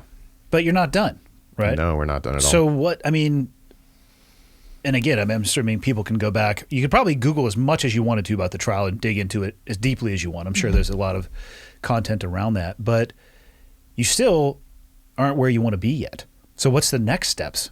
Well, ultimately, it's like, I want to be a cop still. Yeah. And I am going to be a cop. It's just a matter of how that's going to take place. I think people keep asking me, like, do you still want to do this? I was like, yeah, I do. Would you still want to do it in La Mesa? If I had to. And what I mean is, like, I'm trying to get reinstated there. So I'm not going to, like, just, there would have to be, I am going to get reinstated there. That's what my goal is. What was the response from the department with the verdict, or the people that were your coworkers that took that step back? Did they start? Oh yeah. So that was one day. My phone was like just blaring off the hook. It was interesting. It's like all the people, friends that weren't LEE2, and people that I hadn't heard from in a year and a half texting me. being like, hey, congratulations, whatever, you know. And I knew that was going to happen, right? Yeah. But it was like, yeah, it felt good that it felt good, but at the same time, you know, I was like, we know where people stand. Like, we have like a new family from this. Like, we have like so many close friends from this situation that have become like family. And it's like, you really know who stands with you. Separates the wheat from the chaff pretty quick. Yeah. You know who's on your side, and you know the people that are like, oh, I don't know how I feel about it or whatever. And it's like, all right, well, We've had complete strangers like stand with us shoulder to shoulder proudly. And so like we're more attuned to that loyalty now, having gone through what we've gone through. How'd the verdict feel for you? What was your resting heart rate as the jury came back in? So it's a great question. We're people of faith, and I trusted the outcome no matter what it was, but I knew the fact that we had a unanimous jury and I knew it wasn't guilty, like in my heart, I knew it was not guilty. Do they say that unanimous, or they have to be unanimous It to come has back? to be. Okay, Yeah. Gotcha. But it's still such a huge moment. So I wasn't worried. I knew I'd be fine no matter what. I was just more concerned for him. Like it was such a huge, mighty moment. And then like he said, the whole galley just like broke out in tears when they read not guilty. And so I was like holding my mom and my sister, and all of his LE friends were there crying. And so I don't know. I oddly felt very stoic throughout the reading of the verdict. I just wanted to be there for him and everyone else that was like very overcome with emotion, because it was just a huge moment for all of us. Yeah, it sounds like it for sure. yeah. Are you in contact with the said police department that you want to work with again? I mean, I'm in contact with the guys that work there. Yeah. Of Are you course. passing notes with them like, will you be my boyfriend? Not the individual officers. Like, I mean, so how does it, can you force them So- to reverse the termination? I mean, I'm just curious what So that's the potential next next step. steps. Yeah, so we have, and it's like super like in this legal thing. The legal world's weird and it's slow and it's just whatever. But basically, my termination is going to a superior court for a judge to look at it and to make a decision.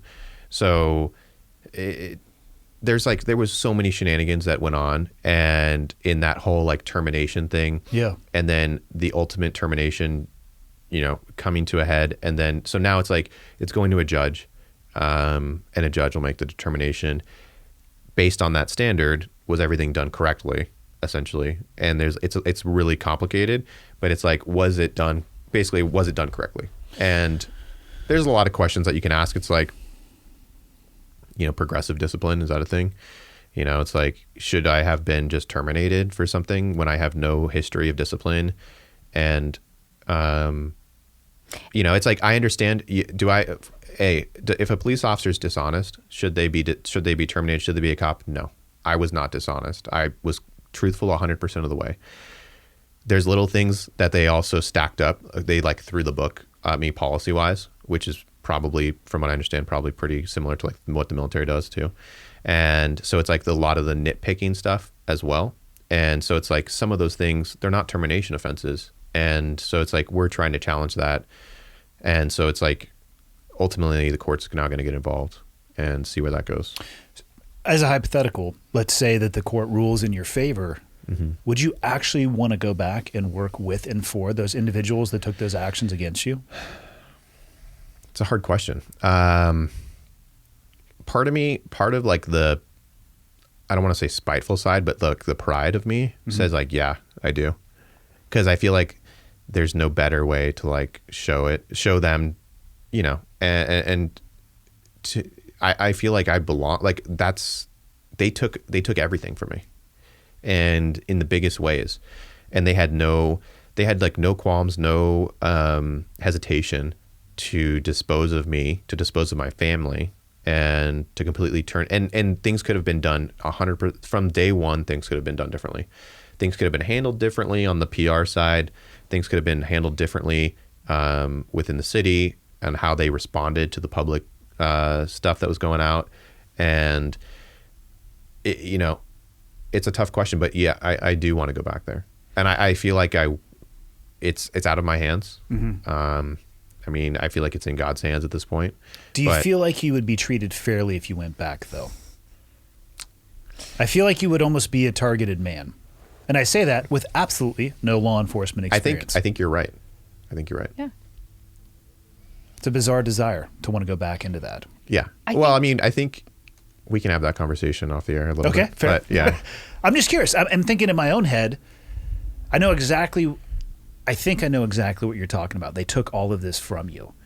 Forcing yourself back into that exact environment may not be as rewarding as maybe finding somewhere else to do the I know job. what you're saying. Right. No, but it's interesting to say. It's like one of the things that the biggest struggles is like, as a cop, it's your identity, right? And I think that's a big struggle for a lot of police officers, and not in the best way. Is like, you live and breathe being a cop, and it's really hard to turn off. And even when you're not working, you're still kind of a cop in your mind. You're still carrying a gun, or if you choose. I mean, I always carry a gun, concealed carry, and whatever. And you always have a badge on you, and you always have your head on a swivel. You're always just in that state of like, I'm a cop. And then that's kind of like it's just the brotherhood, right? And you're along with that. So when that gets taken from you, literally taken from you, you're like, what am I now? And you have that sense where you feel like I'm back, because I was going back to the beginning where we talked about me feeling so fulfilled and doing what I was doing, and that gets taken from you, and then I'm like, well, what's my life now? And I know that's not that's if so when I do go back to work, and when I continue my career, I know that I'm going to be implementing things so that it's like you're still like going on vacations, removing yourself, spending time with family, spending time with friends that aren't law enforcement, having those hobbies that are, that remove you from, the police world and stuff like that, doing stuff outside of like going to work, doing overtime, going to the range, getting off of work and going straight to the bar with your friends, getting off of work at 6 a.m. and then going to the bar and drinking till like 10 in the morning. That stuff is fun, and that's great for like morale and building friendships and stuff like that. But you gotta like, I think it's like so I listened to your podcast with Andy Arbido, and he talks about like carrying around that backpack of bricks, right? And you are always stacking another brick into the backpack, and I think that is super similar to being a cop in a lot of ways. And you're carrying around that backpack of bricks, and then it's just like you just keep stacking them, and eventually it becomes too heavy, right? Yeah, I mean, unsolicited advice that you haven't asked for, but I'm going to give you because it helped me in my own life. You have to learn how to become something more than what you do, and I saw it in myself to a degree when I got out of the military, but I also saw it with a lot of guys who struggle when they got out. The inability to detach identity from an occupation and identity with who they are. Because the brotherhood that you're talking about, did it get bigger or smaller when your case went public? It got smaller. There's like, it's like people tell me like the thin blue line is very thin, right? Yeah. It's protected by the thin red line. That's what I've been told by my brother-in-law as a fire captain. But yeah, it's like that detachment of removing yourself from that identity is like, I never understood that from at all. And then as a cop, and then I would see guys like that are in the military that still are attached to that identity of being in the military, or like retire or leave the military, and then they feel lost in their career choice or whatever they're looking for. And I never understood that until this happened to me. Yeah. And then I was like, oh shit. Well, the brotherhood can be real, but you experienced a different layer of that when things became public and everybody took a step back, because everybody has this sense of, I need to make sure I'm going to be okay as well. Like, hey man, that's super fucked up, but I'm going to be like over here behind the bush watching with the binoculars. Yeah. So the term brotherhood is great, but the actually living it is what's important. And at some point in time, your badges are going to be on a plaque, on a wall, or on a desk. And I know guys who drank themselves to death staring at a fucking trident on a shadow box somewhere, never being able to detach themselves from who they were, because who they were is what they used to do. And the number of guys, it's shocking actually, in their 30s or 40s from the teams that drank themselves to death. It's insane. And they also, a lot of them self-isolate as well too. it's like they take these dominoes, like every domino that could set you up for failure. They're like, I'll put this one here and I'll put this one here. I'll move myself to the middle of nowhere so I have no brotherhood around. Then I like to drink, and then I'm just like, I can't find another job, and so I'm going to go to the VFW and get fucked up all day, and boom, they die. And what I can only describe is a horrendous situation, but I have seen that some of that, if not a lot of it, is tied to the inability to figure out who you are absent that, which you would have had to do if the verdict came back guilty. The sooner that you can find an identity outside of that job, for the long term, at least in my own experience, it's been incredibly cathartic and a growing experience. It's allowed me to be able to focus on other things and to be able to actually, like, you know what? I'm going to put the backpack down and step off from it. I think in the short term, I mean, it's been like a year and almost 2 years now. I was forced to do that, right? Yeah. And I was forced to be like, all right, like, now I'm like, let's go travel. Let's go to the camping. I'm going to, go camping on the weekends. Go meet up my other buddies that aren't LE guys. Yeah. And, that's another huge one too, is finding social circles. Outside of. Because what do guys talk, like, you talk about cop stuff. Yeah. Cops get together, they talk about cop stuff. Team guys get together and party. What do we talk about? Fucking work. It's like, dude, I'm at work with you all day. Let's talk about it there. And so finally, it's like, I'm going to go find a group of people that plays competitive Frisbee. There you go. And I can talk with you about, whatever you want to talk about, as long as it's not work stuff. Yeah. I think that's a healthy step too. Having those, I mean, it'll be impossible for me to completely remove that sphere, and I don't want to remove it. But now I'm cognizant of where the boundaries are, and I'm like, okay, maximum 33.3%. Let's have 66.6 pointing in a different direction. Yeah. It's diversifying, right? Yeah. It's actually really enriching to your life as well. And I mean, I've seen it with fire communities, I think almost any type of EMS or first responder, or I do jiu-jitsu just down the road. Guess what jiu-jitsu people talk about when they hang out? Jiu-jitsu. They'll watch the UFC. Guess what you're talking about? That Kimura was dog shit. That's not how I would have done it. I'm like, first off, that's Francis Ngannou. Yeah. All right? You're not going to Kimura him. He's going to take the front of your face and put it through the back of your face. Rip it off. Yeah. Yeah, I think there's a lot of health and growth that can come from that, and it can be shocking for people when they come from that environment, like, oh, it's about the brotherhood, and then something happens and it's poof. Learn, for anybody listening to this who has that happen, learn from that experience and grow from it. Well, it's interesting too. It's like when you have in the academy, I mean, in San Diego, they do a good job of like kind of preparing you for that kind of stuff. Like you are forced to read books like Emotional Survival and stuff that prepares you for what you're about to jump into. And there's like a whole thing about a list. It's called like I don't even remember, but it's like stuff that you used to do, used tos or something. I used to do that, or I used to do that. But as you get older, as you become a cop longer, it's like you have a bunch of used tos that you used to do, but you no longer do.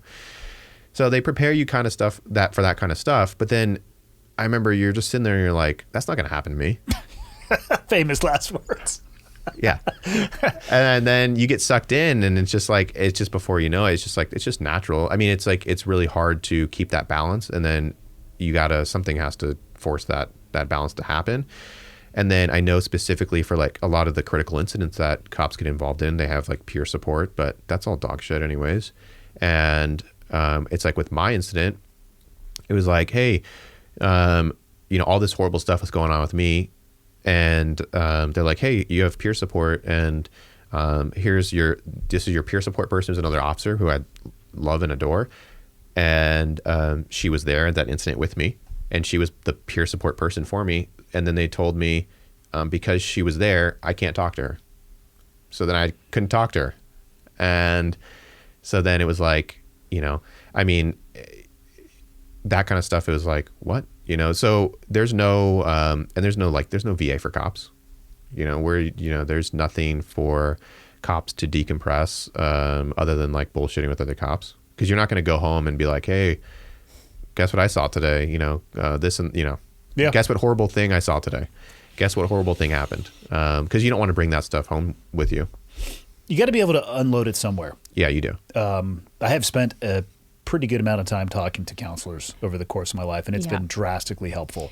Yeah. When this all went down for us, I mean, we're super open to counseling, and we both did like EMDR, which is a specific type of trauma counseling. We've done joint and like separate counseling. Yeah, and I'm still doing regular. Absolutely. Like we're big advocates for that and open to that. And we understand the necessity, especially in those lines of work. Like you're seeing crazy shit. And now in our case, you're going through crazy shit. And that's a really critical piece of emotional survival, we think.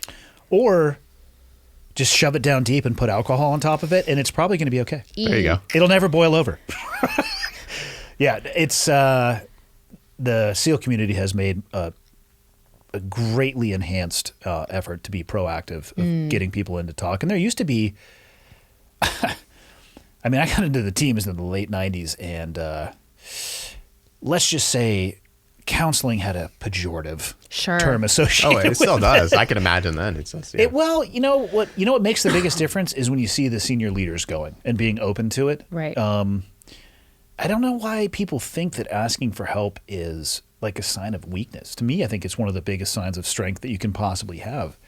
I mean, I'm certainly not the smartest guy in any room that I go into, which is fortunate because I can start everything from that headspace. But there are people out there who understand how the brain works and how trauma works. And guess what? You don't actually have to have experienced it to be able to sit down and help somebody. Because I know cop friends who are like, I can't talk to somebody unless they're a cop. Like, don't stop being a dumbass. Well, that's dumb. But yeah, I mean, it's like, but it is like, but it's an easy excuse. It is. Yeah.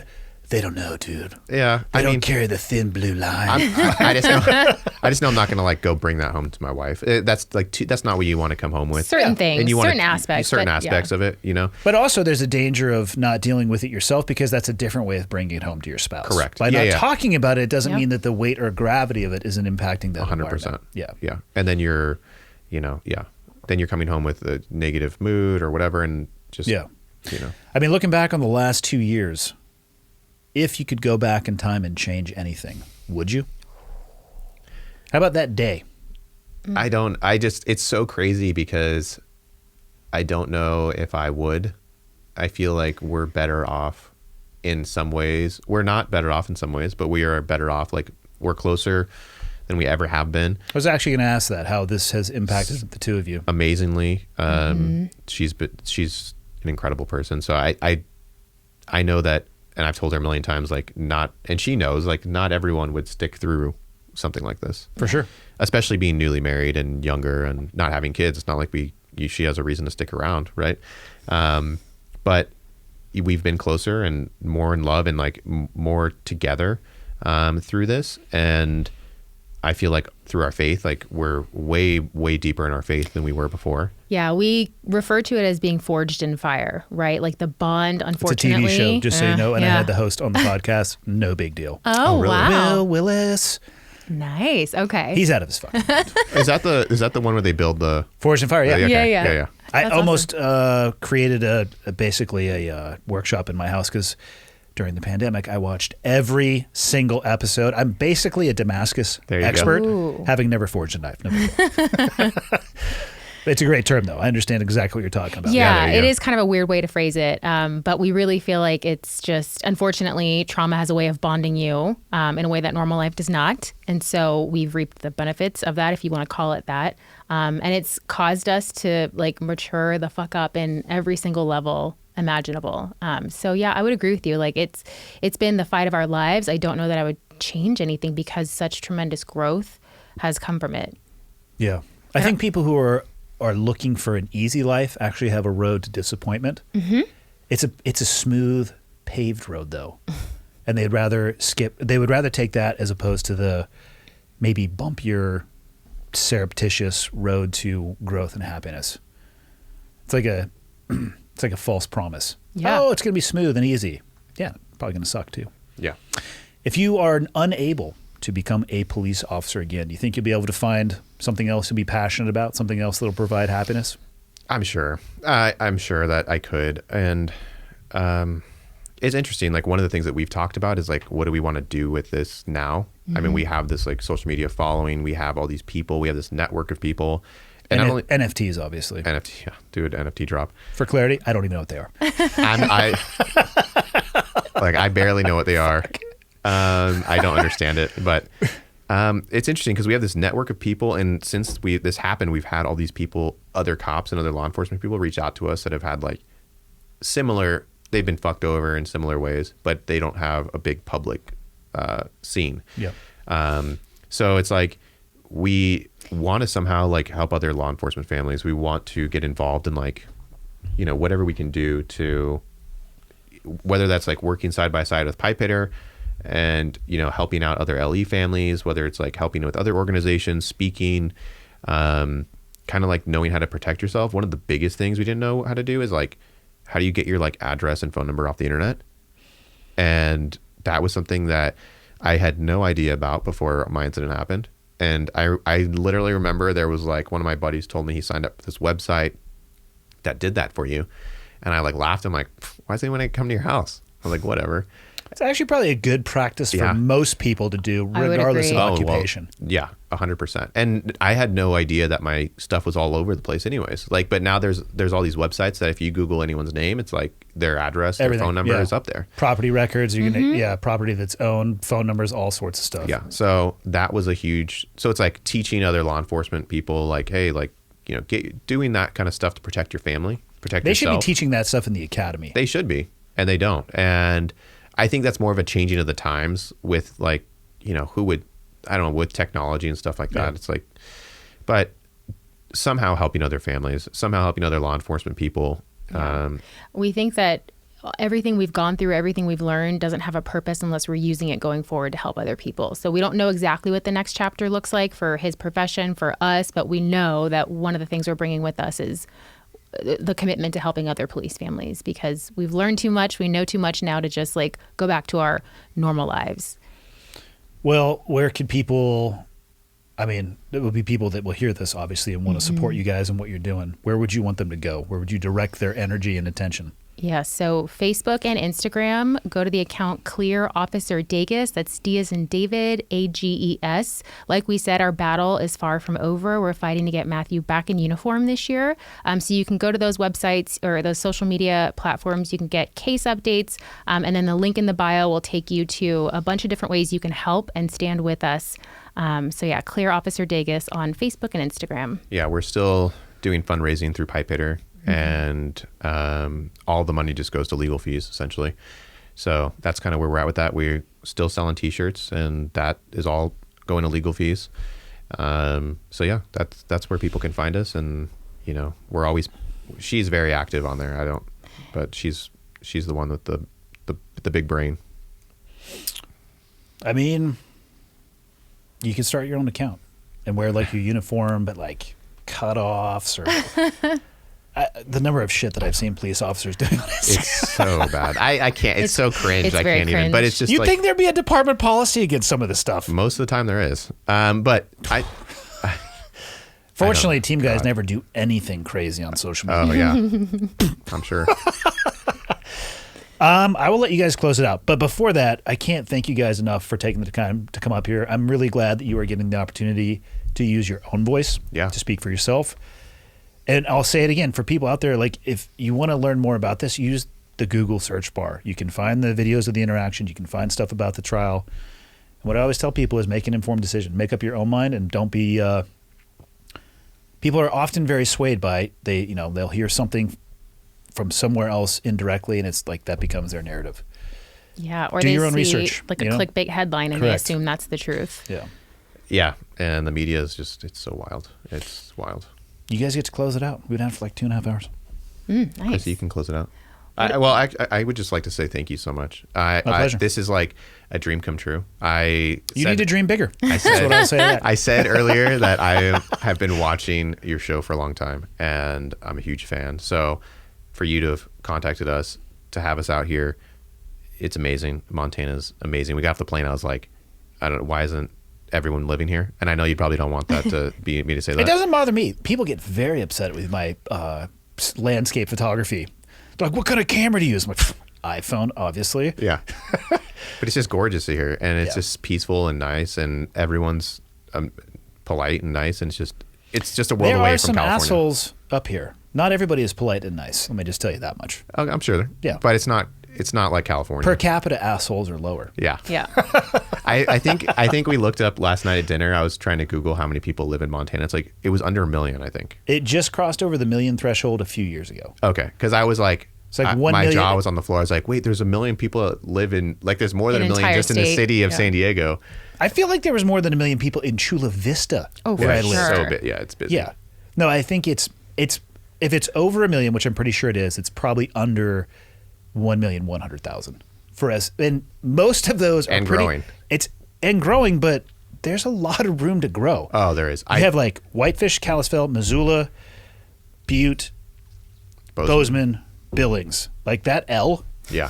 is where most of the people are. I kept asking her, I was like, where's the suburbs Yeah. at? There's no suburbs there. Where do people I was live? like, where's the apartment buildings? They're building them rapidly right now. Yeah. There is a drastic influx, and people are like, "You need to shut the fuck up about Montana." I'm like, "Hey, asshole! The secret's been out since like the '70s. Also, the TV show Yellowstone I was Yes. telling her about does it. way more than I've ever done. So why don't you go bitch at Kevin Costner? Yeah. All right, let me know what his response is. Exactly. So, Yeah.